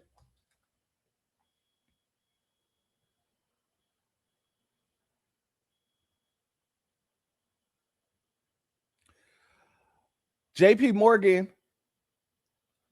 they give $220 million to nonprofit organization and philanthropist groups. One of those groups is the African Union. Even though it doesn't go to them directly, they still give money to the African Union. Why do I say that? All of these places are trying to de-Americanize foundational Black Americans. Even with the eminent domain, they was removing people off of their land, then reclassifying them into Negro in order to do more to take over their properties. This is why it's so important to push to denationalize foundational Black Americans from our identity.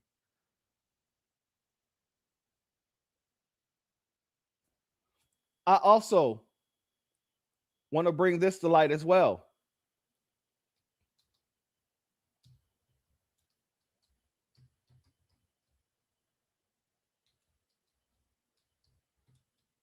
1 second.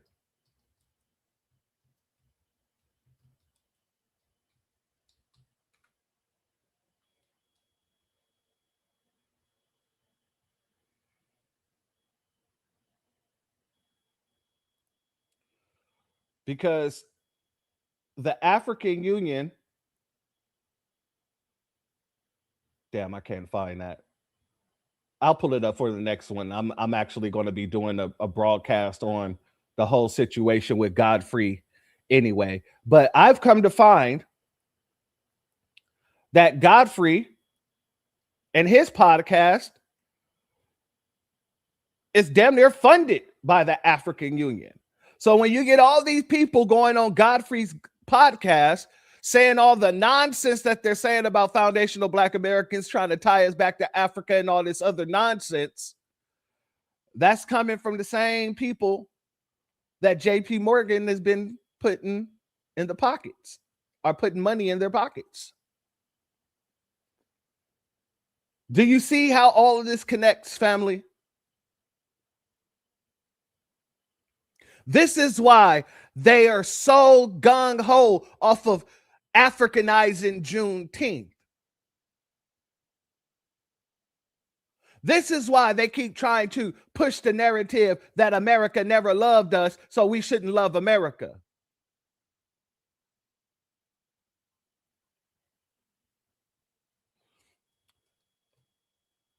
Like I said, I'm going to do a broadcast on what Davy Iola, or whatever the hell his last name is,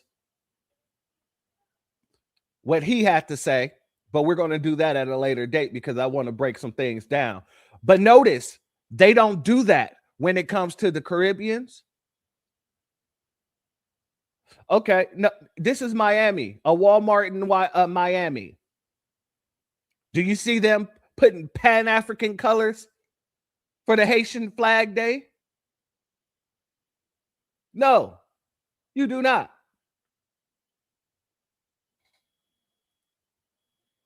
Let's go here. This is definitely not a person of the community.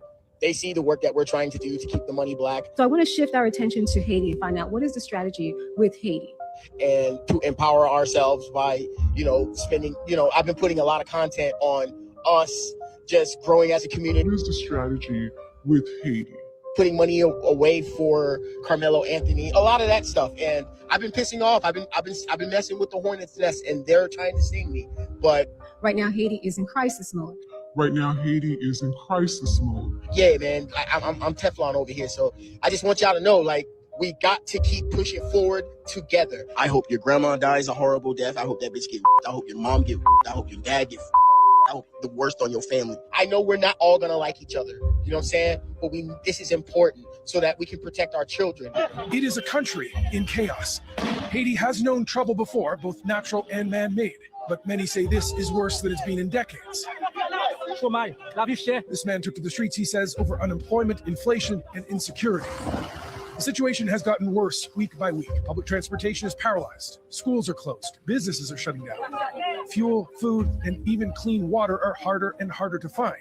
Does it look like this fat ass is ever going home to fix his country? There's no Publix chicken in Haiti. And the only way we can change that is with our dollars. And they can see the fucking progress. They can see what we're doing to push forward. And they don't like that a Haitian is joined in on this. So I want to shift our attention to Haiti and find out what is the strategy with Haiti. But yeah, just go block this page, man. It's venom over there. Hey, I got to block Tether the TikTok. Trending. I just came on here to say block Tethers of TikTok. Tethers of TikTok. Yeah, you got to block Tether the TikTok. And the goal is to put respect and safety on Black life. We don't need people like this trying to deter us from the mission. To all my Haitians, this is what they do. Go look at that page. Go look at the rhetoric, and you'll understand what I'm talking about. Hey, I got to block Tether the TikTok. Now, family, with all the open hostility from the Haitians, they're not Africanizing the Haitians. And they would be closer to Africans than we are. I was able to find the clip of the brother that I wanted to play for you all. Give me 1 second.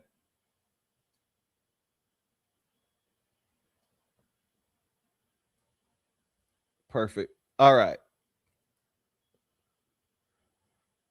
Let me pull this down. Let's go here.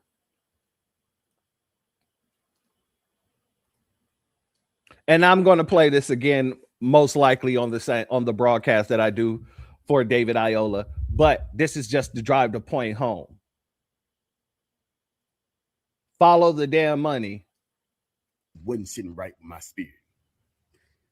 Not only did you tell a bold-faced lie, talking about the Southern Black American accent comes from Nigeria of all fuck-ass places, you ain't got the intelligence enough to know that there's over 100 different Southern Black American dialects stretching from East Texas all the way up to Virginia, and maybe even Maryland, depending on who you ask. But maybe that's why your performances, when you try and cosplay as a Southern Black American, always fall flat, because the accent you just gave sounds exactly like a cosplay in Nigeria, not Black American. That's number one. See, you people be Stretch Armstrong stretching to try and make a connection between Black Americans and Africans, no matter how loose it may be, that you begin to sound like idiots. Sir, the way that we speak was forged out of resistance and rebellion, the complete opposite of what subservient is. See, the dominant society views you, Nigeria, as quite possibly the most subservient people on this planet Earth. Matter of fact, there's so many studies done on how much they prefer you over us because you're docile, you can't even form an argument against it. You're so subservient, Nigerian, you're begging China to bring electricity to your country for the next 20 years. You're a walking lapdog. See, subservience is being from a country in Africa where you got the biggest and baddest YT Jesus statues in Africa because you worship YT people. That's subservience. That's how the world perceives you. And to most other groups, that will be seen as some form of disrespect, but to a Nigerian, it's almost a badge of honor. It's embedded in your DNA. Now I want my Black American family to ask themselves, why does this show called 154 Africa, where you're supposed to be discussing shit that's going on with the 54 countries in Africa, why does it seem like y'all only talk about Black Americans? Now we know why, but let's dig a little deeper. See, this podcast is backed by the African Union. I know y'all know who the African Union is. It's that same fraudulent organization that's been undermining Black Americans for quite some time. It's the same group that's behind trying to circumvent the reparations conversation to Africa, Ghana, Nigeria, so on and so forth. That same little group. It's also the same group that's backed monetarily by the Rockefeller Foundation, MacArthur Foundation, and the Ford Foundation. Look at how many of them got their money in the African Union and who is funding the propaganda message. The MacArthur Foundation, the Ford Foundation, the Rockefeller Foundation, and of course, J.P. Morgan. These are all folks who have a stake in us not claiming the land in which we belong to. Let's continue. And a bunch of other Western organizations. You always got to follow the money. Then you will see why they decided to make you, Black American, people who ain't even from Africa, as the main conversation for an African podcast. And it just so happens that all the foundations I just named are adjacent to the CIA. Go figure. You motherfuckers wished we got our accents and dialects from you. You ain't nowhere near creative nor innovative enough for us to get something from you. Shout out to that brother. Shout out to that king. And much love to him. And family, this is what I mean. These folks have a stake in us not being America or not claiming our Americanism. And they're being backed by the same Nabiscos that owe us for their participation within slavery as well.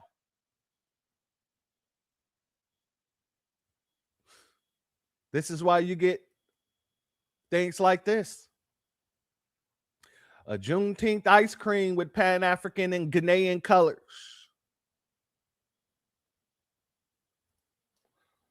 Only for them to turn around once we put them on the spot and have to apologize for releasing this ice cream. Yeah, family, the disrespect is real.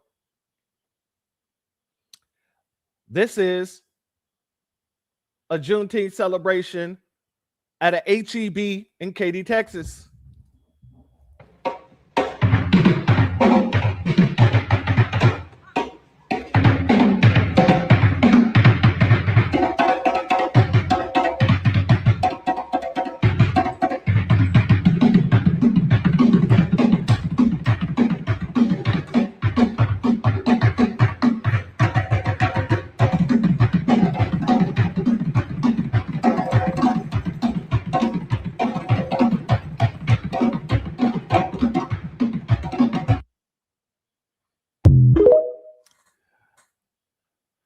And while that's happening, and yes, this is a little bit older, but this is still what I'm showcasing the disrespect, right? In Chicago,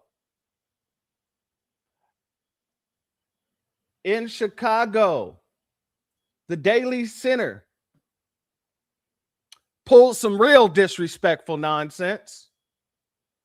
It was right there in Chicago last year where there was this activist trying to tie Juneteenth and Pride together.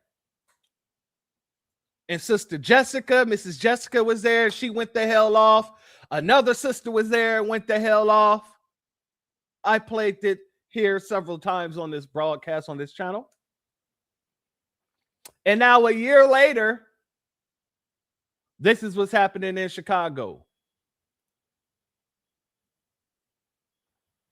Oh, you know what? I got to give it its proper dues. Hold on. There we go. Now let's play it.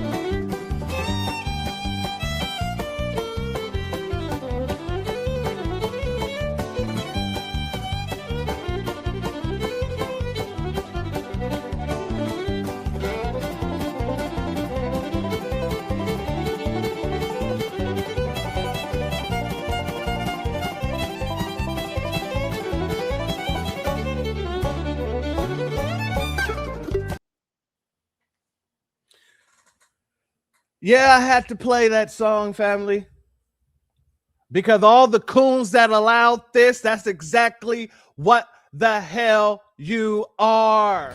You's a coon, nigga. Juneteenth has nothing to do with your LGBTQ, and it should never be tied into no damn LGBTQ. Now, are there some foundational Black Americans who's a part of that community as well? Sure. But on Pride Day, or excuse me, on when y'all do y'all gay pride parades, you don't see us in there trying to usurp ourselves to take over your pride parade just because we have a few foundational Black Americans that's a part of your community.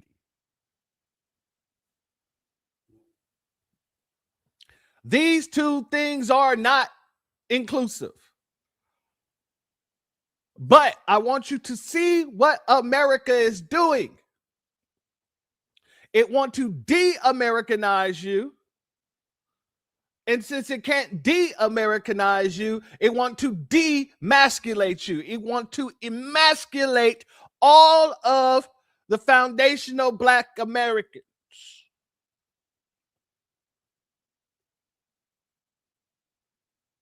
Well, if we can't take away their Americanism, let's put them in with the gays.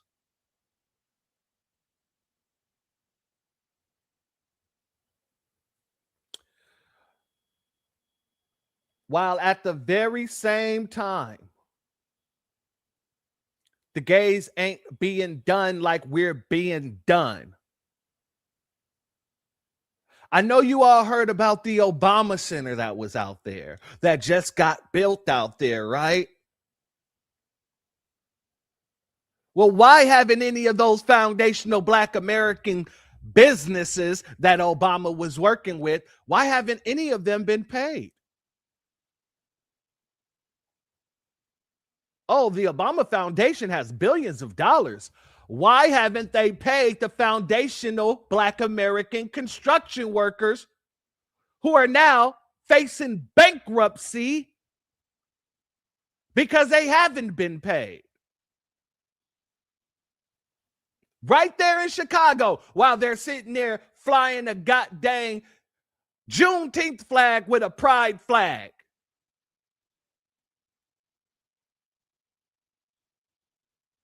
Oh yeah, family. Let's go here. I would like to know why they're not getting paid and what sense is celebrating Juneteenth if our Black contractors are not getting their money.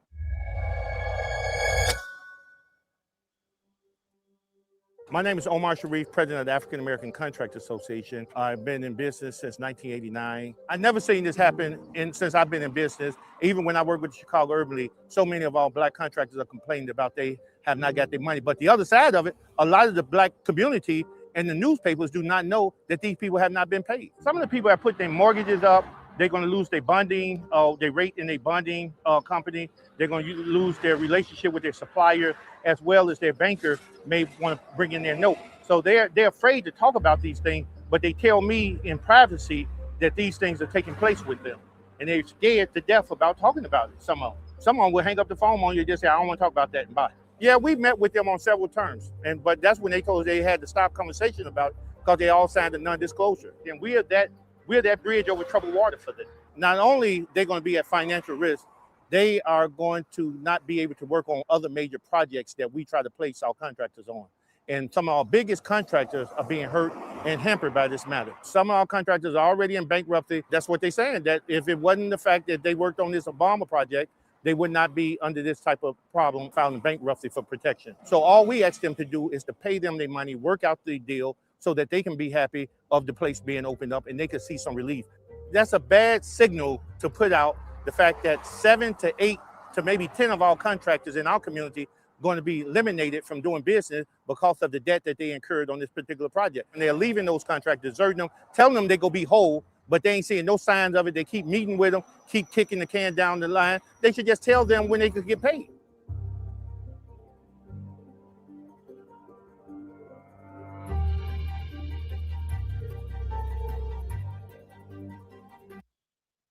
What's going on, Obama? What's going on, Obama? This is the man that everybody loves. This is your king. This is your king.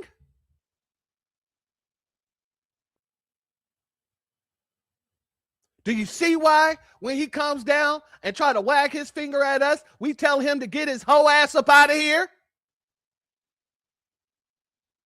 Do you see why the Democratic Party, when they're going so crazy over that damn Mexican boxer saying that Michelle Obama was a man, foundational Black Americans just sat it out, didn't say nothing? While the Democrats was running around talking about this is racist. Of course that Donald Trump would platform this. This is racist, blah, blah, blah. What do you call this? What do you call this?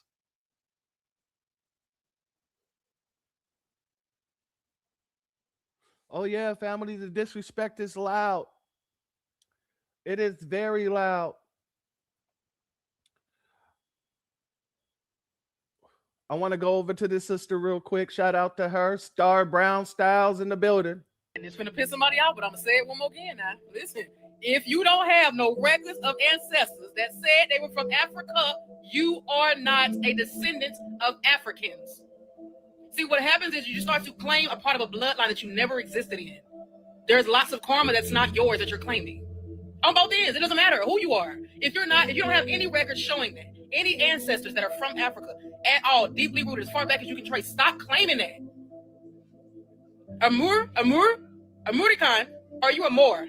Because you're going to walk yourself into a path of descendants that's not even, it's not even part of your lineage, baby. You're doing your ancestors a disservice. Stop it while you can. Stop being ignorant. Just go look it up. Go find out. Go research. Go learn. And it's finna piss him off. Shout out to Star Brown. Did she not say it? Oh, she said it, and she said it with conviction, as she should. Because look at how they treat us. Your most famous African of them all, Barack Obama. And he's out here treating foundational Black American contractors in the way that he is. Stop taking on other people's burdens. We are not your African. We are foundational Black Americans, and the world shows us.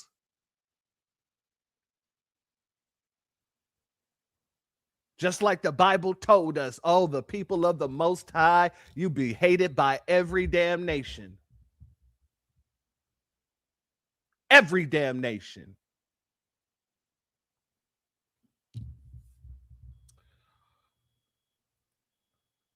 So, with that disrespect, you start seeing disrespect like this. This Juneteenth, let us remember all those that have been taken from us. They put Carmelo, George Floyd, and right in the middle, they stuck in Johnny goddamn Somali.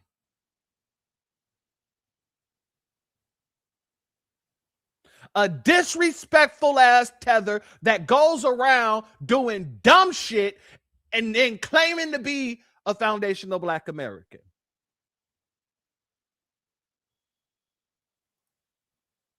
Oh, family, when I say the disrespect is real,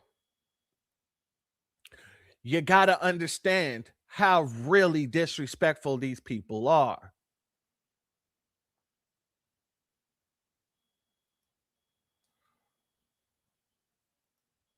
Let me go here.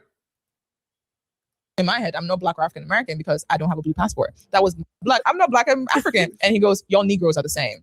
But first day, usually in America, in college system, they give you a paper to fill out. When I filled out, I put other and I put African because the tick is Black/African American. Now, I don't have a blue passport. So in my head, I'm no Black or African American because I don't have a blue passport. That was my understanding what race was. He literally calls me when class was ending. He's like, oh, like, no. Like, you take Black or African American, you Black. I'm like, oh, no, I'm not Black. I'm actually African. Because in my mind, this is fresh off the boat. So 2014, I'm not Black. What do you mean I'm Black? I'm not Black, I'm African. And he goes, y'all Negroes are the same. The cameraman doing hot. The word Negro and nigga does not mean anything to me. Not because I don't know history, but because at that point, I didn't understand the impact of the slur. I'd heard it was a slur, but I didn't understand the impact of it because it had no impact on me. Like, I could tell he was upset, but I couldn't understand what was he upset about. I don't know. How dare she try to other herself? Yeah, like, I know a nigga when I see a nigga. He said Negro. He didn't say nigga. He said Negro. Yeah, but that's what you bad, basically. Negro is even deeper. Niggas be casual. How dare you disrespect my eyesight? Okay, let's go here. One thing I want to talk about is that it seems like most Black Americans don't want to be African, and they don't want to be white at the same time. It seems like they just like being half caste, being half Black, half white. They don't want to be associated with Africa 100%, but they don't want to be fully white skinned. They just like being half Black, half white, and that's accepting the yoke of slavery that was placed upon your ancestors. It's like you like being in between, but you don't want to be fully Black, which is African, because the real Black is actually African. I'm more Black than a Black American who calls himself Black, but they're mixed with white and they're lighter skinned because they're mixed with white. If you're African and you're lighter skinned and you're not mixed with white, that's just the way you are as an African.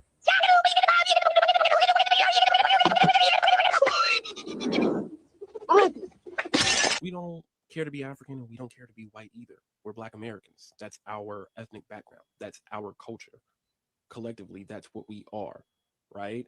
And even that shit you said at the end was highly fucking disrespectful, speaking to the fact of saying, like, if you're light skinned and shit like that, you're not a full African. I'm not trying to be African. Even all shades and colors in the Black American spectrum, they're Black American. We're not these diluted Africans you try to make us to be. That's not what we are. We have our own ethnic group and our own cultural identity. And they hate it.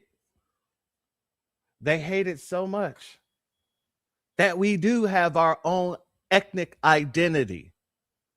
And we're proud of that identity. But the other woman was saying how she's not black. And she couldn't understand the pain that the word nigga or nigger brings upon us. And then we go to someone who says that we just don't want to be African. So which one is it?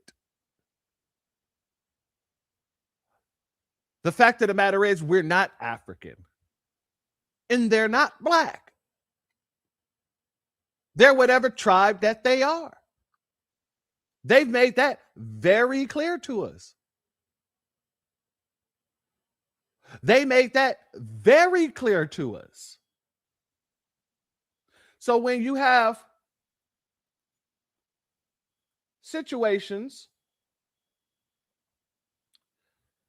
like this, let me pull this down because y'all not going to believe this.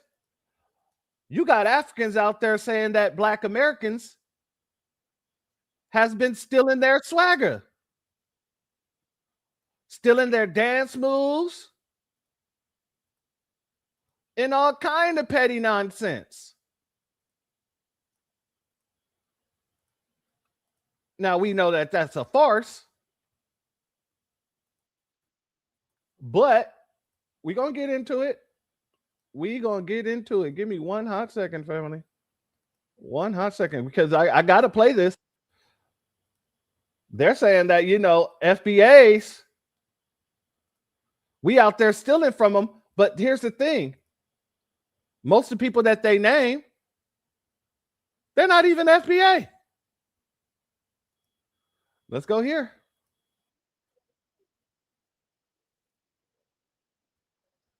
Oh, my bad, family. Let me pull it up. There we go. I absolutely believe that Americans are biting our stuff now. The time when Run the World was done, that was taken from Pansula, which is uniquely South African. But because the connection and the understanding wasn't correct, they took two people from Mozambique and thought that was Pansula. Look at Doja Cat's Woman music video. That's all African. All African. I'm going to use Guara Guara, Rihanna. This is DJ Bong's move. But 2 years after it was popular in Durban and in South Africa,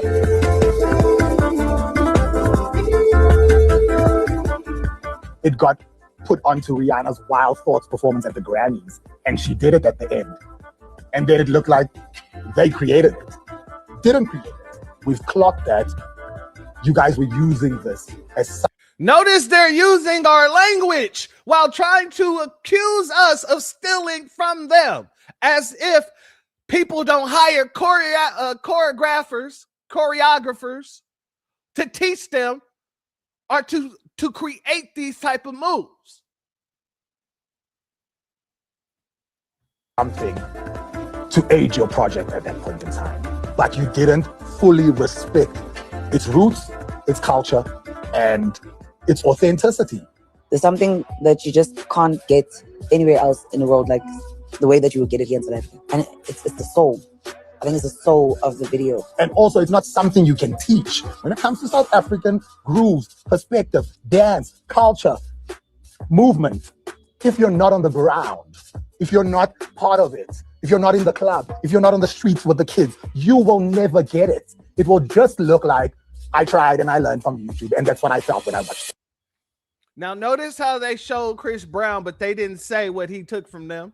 Chris Brown is doing Chris Brown. Chris Brown has been clown dancing or crump dancing for a long damn time. Don't ever disrespect Chris Brown and his goddamn dancing. Y'all don't have no dancers, nobody on the freaking continent of Africa that could dance like Chris Brown. In the very same way, y'all ain't got nobody on the continent of Africa that can dance like Michael Jackson. Or really any foundational Black American. You can't Crip walk like us.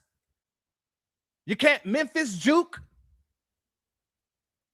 Y'all can't do what we do. Exactly. Shout out to Leon. Much love, Mr. Akins. Where was the African Soul Train? Exactly. MC Hammer. Shout out Noah Randall.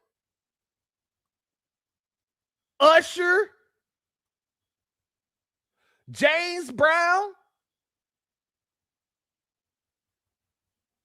Come on, name me anybody on the African continent that has just a pinch of the talent in which we just named.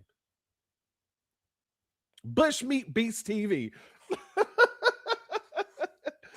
Oh, man. Stevie Wonder, Sierra, Whitney Houston, Jackie Goddang Wilson. Come on now. Prince. BBD. Who do you have? New Edition? Come on. I'll even give it to Armarion. I'll give it to Armarion. He wouldn't be at the top of my list, but I'll give it to him. Don't give me pause on that. Pause. Oh man. Pause. That was crazy. For sure. I don't even know what to say. I will agree that Amarion has his skills. The Temptations, Aretha, Josephine Baker. Hell, this is a great one. Heavy D.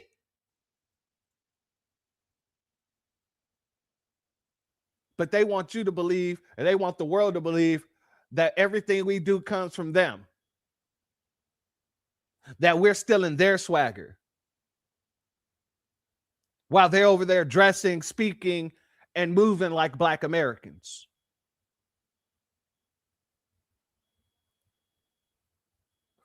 Shout out to our brother Iron Will. He said, my man said BBD. Shout out to New Edition fans in the chat.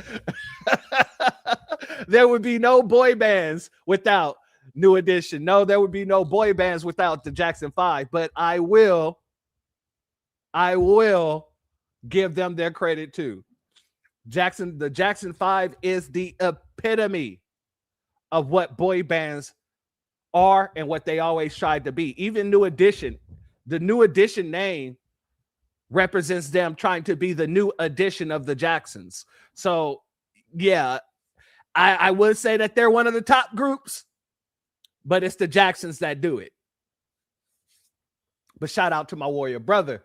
Shout out to First Class Citizen. Much love to you, and thank you for your super chat. Your donation is blessed tenfold, and I appreciate your contributions as always. No wonder they went so hard at trying to push this American is a nation of immigrants narrative. Facts. That is facts. Family, while they saying we trying to steal from them, they're the ones over here trying to steal what belongs to us and then make a profit off of it. Trying to take away Black History Month from Black Americans wasn't enough this year. Ghana wants people to celebrate Juneteenth this year in Africa. It says Juneteenth return to the motherland in 2026. They say you can visit Ghana and explore connections to African American history. The lies. Blanked lies. Ghana has no connections to Black Americans, not even my ancestors. You don't have nothing there to celebrate Black American history. The money scams, I just keep going. I can't understand that some Africans want people to praise Africa because it's so-called the motherland. But you can't make any money moves without throwing somebody else in there, AKA Black Americans. This should be interesting because what history? Ghana has nothing to do with us. Nothing at all. Nothing. Well, people.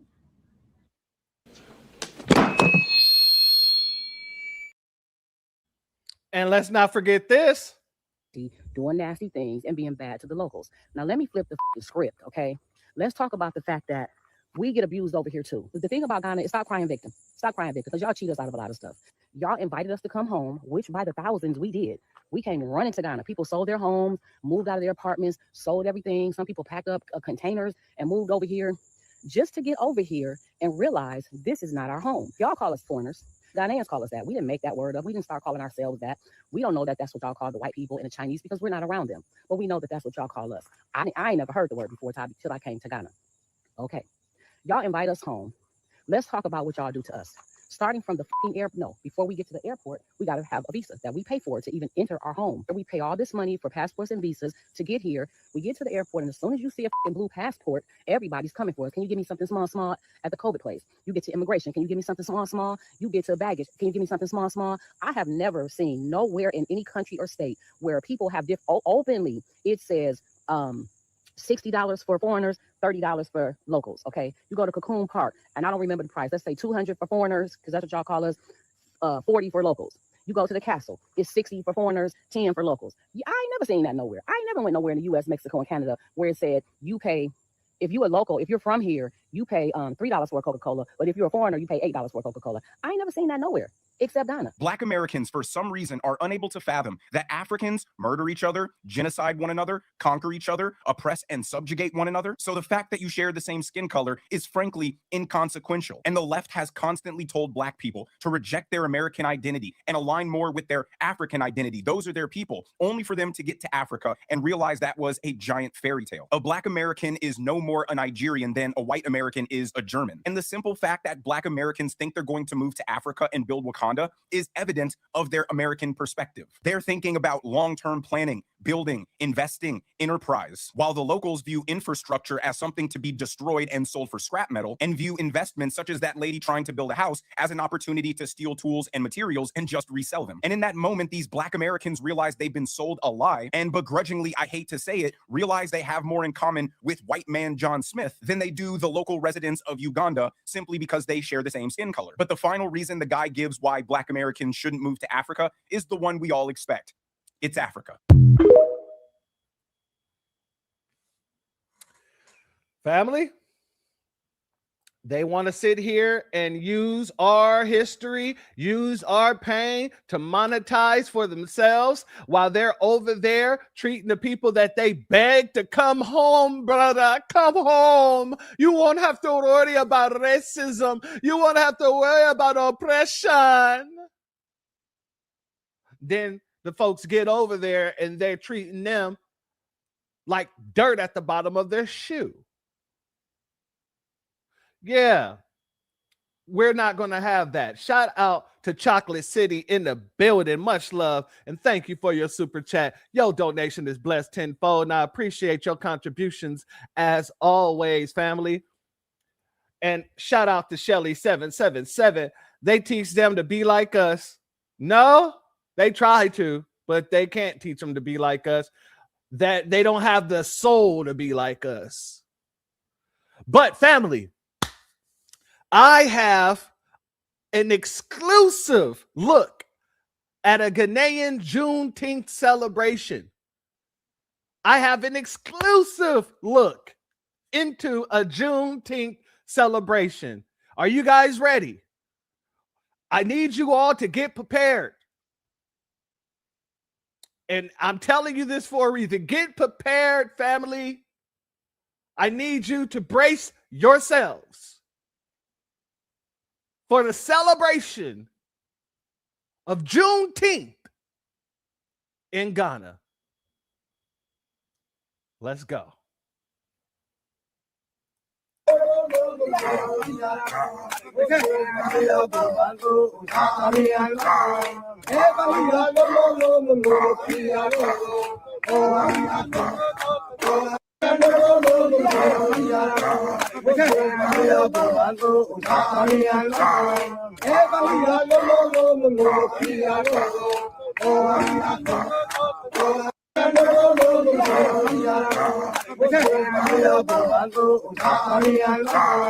Is this what everybody paid $3,900 for?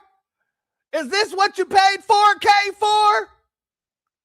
You went out to Ghana to go get this right here?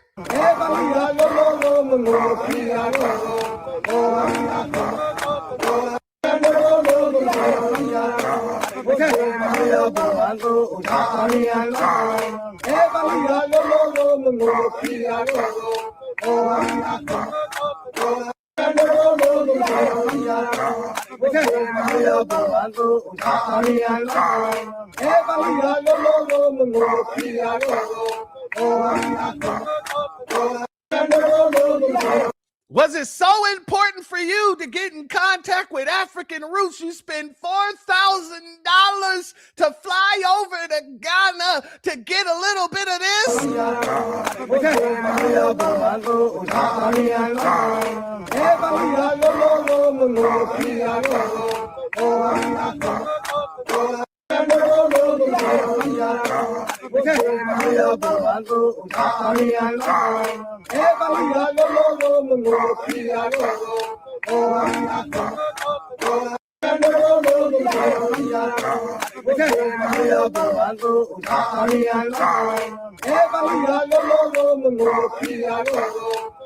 I'd rather be at home waiting on my ribs. I'd rather be at home smoking a brisket. I'd rather be at home, and I mean my home in America. Oh, man, you spend $4,000 for this? And the family in the chat, I've been seeing y'all like, you must be joking. This got to be a joke. No. I pulled this right off of the Ghanaian goddamn YouTube page. Not YouTube, excuse me, Twitter page. This is them. And this is what they went over there for. This is what everybody who is convinced to spend that $4,000 is seeing for Juneteenth. Let me run it one more time.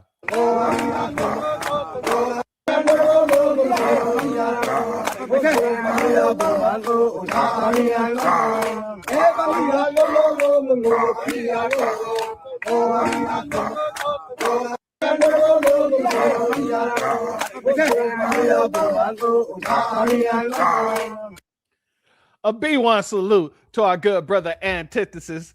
Much love to you, my warrior brother. Thank you for being here, and thank you for your super chat donation. Your donation is blessed tenfold, and I appreciate your contribution as always, my family. Fam, this is what, hey, look, I just report the news.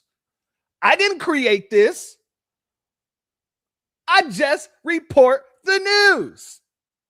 And shout out to our brother Antithesis one more time for your your Cash App donation. Your donation is blessed tenfold. And I appreciate your contributions as always, my warrior brother. What'd you say? This ain't us. Yeah, family. Like I said, I'd rather sit at home, save that $4,000, and get my barbecue on with my family. Now, let's look at a little bit more of the disrespect, shall we? Let's pull this down for a hot second. We're almost out of here, family. We're almost out of here. Just gotta hammer some things home.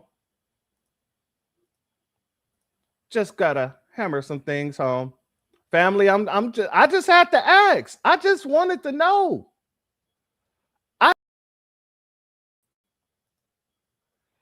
Was any of you ready for that? I wasn't ready for it when I saw it, to be honest with you. I was like, God dang, what is this?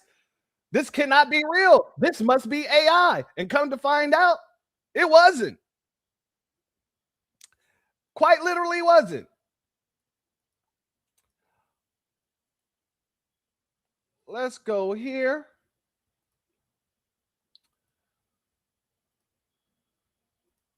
Because we're gonna hammer this home today. We are proud to be foundational Black Americans. Because that's what we are. The foundation to this country. And they're upset and irritated and envious of that foundation.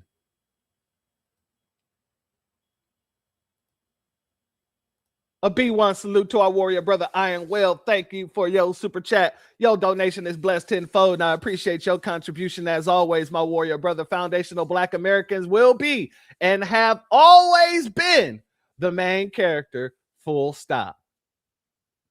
100% fold, my brother. 100% fold. Now, for those who haven't seen this video clip, this is what an Asian man had to say about Juneteenth. I finally understand why Black people need to celebrate Juneteenth for June. Why?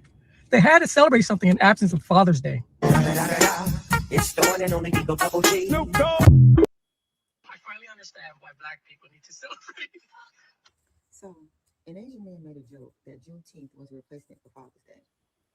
But how can people who eat bugs, cats, and dogs as delicacies even be taken seriously when they try to lecture anybody about dignity or culture? The irony speaks for itself. But let's actually dissect this as a case study, because his comment is a psychological projection and it's very clear to see what he's working with. So here's the first kicker. His businesses are a sham and a joke. Those nail salons, those hair stores, those convenience stores, they weren't given to him because he accomplished anything or worked for anything. Okay, so I'm not going to play it because that is too low for you guys to hear. However, to that Asian man, you better go read the CDC statistic on Black fathers in the home and out of the home, because we take care of our children more than any of you. We work with our children more than any of you. And we pay child support more than any of you. Look up those statistics. But from one Asian man to a Korean Asian woman, I know y'all saw this. The immigrant tethers are trying to take over Juneteenth yet again. That's meant for Black Americans. Chef Manushka Guerrier, Haitian. Chef Debbie Lee, Korean. Now, what are you guys doing? You know we having an Asian business boycott, trying to host some Juneteenth event, some shindig at a Korean hub. But you guys are not Black American. Now, Manushka worked on the Food Network. Everybody knows what the Food Network is. So wait, why are there no Black Americans hosting this event? This is cultural encroachment. Now, you guys know no one gave you the authority to host any events for Black Americans with no Black Americans, especially when the event is called Juneteenth. That is cultural encroachment. Listen, my name is Ken Ottaway. I'm the 5th great grandson of Nat Turner, one of the greatest American freedom fighters of all time. On my channel, we talk about journalism, psychology, communication, media, and public relations. And oftentimes through these channels, through these mediums, our narratives are changed. We're correcting the action, protecting our culture. We are advocating for our culture that doesn't belong to a Haitian or a Korean. These are also the areas that I received my college degrees and my expertise. And because I'm from this lineage, you guys are being put on notice. Now listen, this is Manushka's social media, and this is Debbie Lee's social media. You guys are out of control. You're out of order. Why would you want to practice cultural encroachment against Black Americans? It's such a shame. Hit them up. Make them understand. You cannot speak for Black Americans. You cannot practice cultural encroachment. No. Okay? Calm that down. Talking about some soul to soul. Family, when that situation went live and everybody got wind of that, man, when I say the brothers and sisters got on code and shut that down, I went to the woman's page, and this is supposed to be taking place in Los Angeles. So I'm glad they shut it down, because I know LA, and I know LA well, and I know foundational Black Americans in LA. They would pull up. And when I say they shut it down, this is her page. This is the page that he posted there. And I know you can't, I can't even make this larger for you, but if you notice, they remove the event. So this is the event. The event was right here next to Father's Day pre-orders. And now when you go to her page right next to Father's Day pre-orders, they have deleted the event.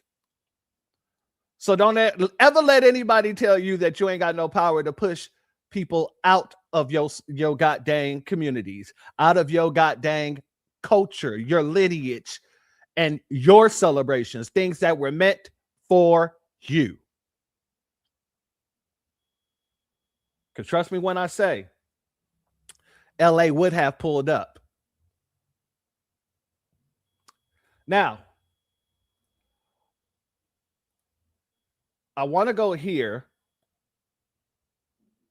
because I want to get into this denationalizing us or trying to denationalize us once again. Oppression and immigrant oppression are connected in ways that we don't always recognize. So you done put a pair of glasses on and read the same shit that I read in the book, but you seen something that I didn't see because I didn't see the part where Black Americans got deported. So what I'm gonna do is I'm gonna let you sit up here and tell this motherfucking lie, then I'm gonna come back and check that shit. Hold on. Don't always recognize. Because before America became obsessed with deporting immigrants, it tried to deport Black Americans as well. In 1816, a group of white Americans founded the American Colonization Society, or ACS, because they believed that Black Americans could not truly belong in the United States. Their solution to the so-called problem was to send Black people overseas instead of letting them live as full citizens. This is part of how what we know as modern-day Liberia was born.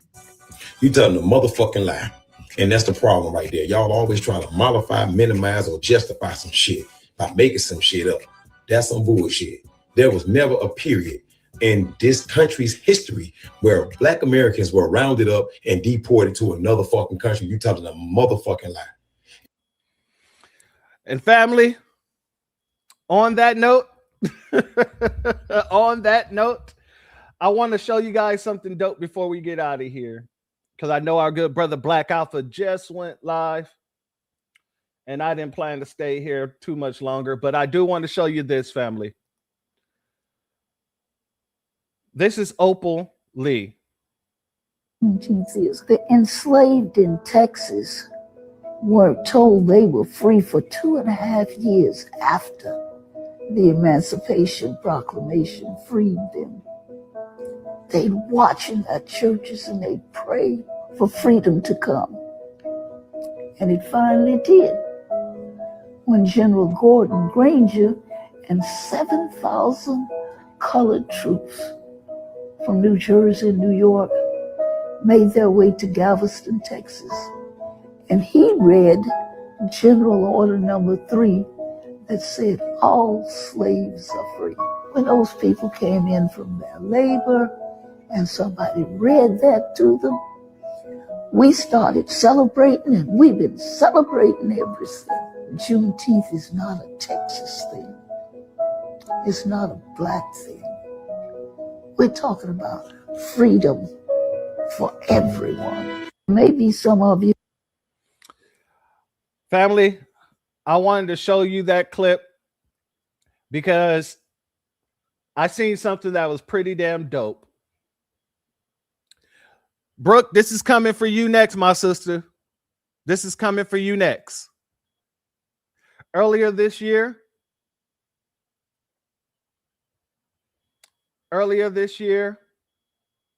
Barbie actually gave our sister Opal Lee her own Barbie doll.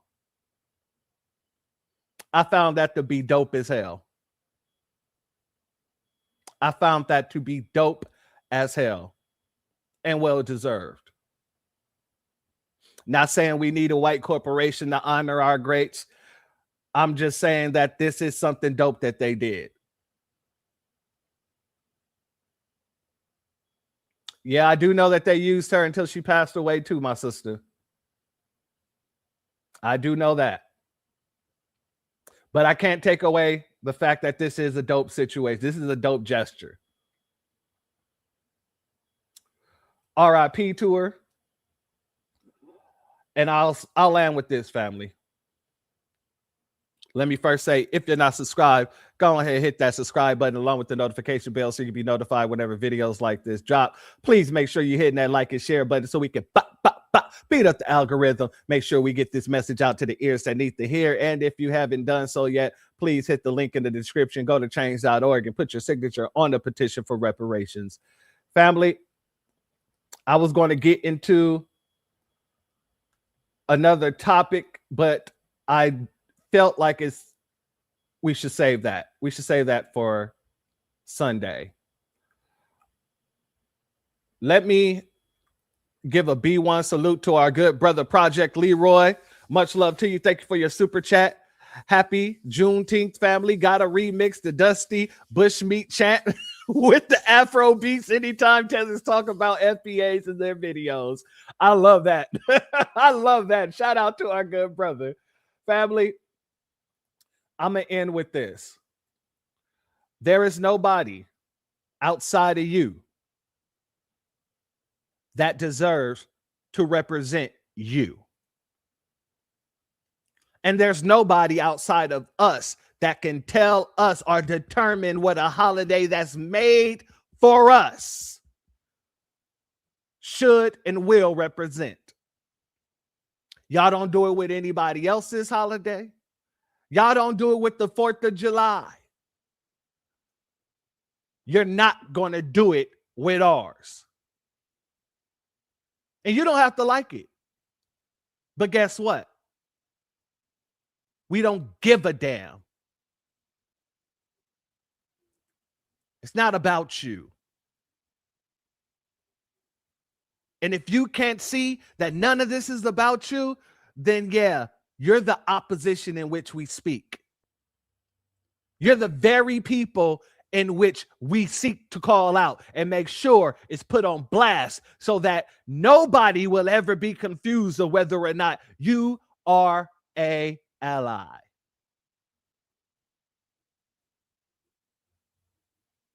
You are an informant and an infiltrator. That's it. That's all.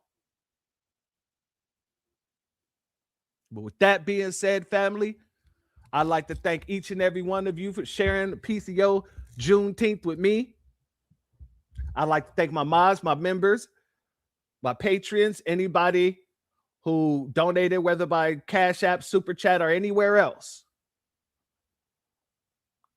Much love to each and every one of you. Happy Jubilee Day to each and every one of you. Happy Juneteenth to each and every one of you. And with that being said, stay safe, stay black, and most importantly, family, stay foundational. The doors of the church are now closed. Peace, family. My grandfather built this country, man. He fought wars for it. And most places he went wouldn't let him sit down and get a cup of coffee. I can't even catch a cab in New York. You know, it doesn't matter how many degrees I get. All you people see is color. Your grandfather was an immigrant. You're American. My grandfather was born here, Duke. And you people still look at me as just another nigga. I know that the government, whatever can't stand us black people, he doing everything in the world to make black man be extinct. But I'm going to tell you one thing, us black people going to survive. Yeah. So fuck everybody. I'm off.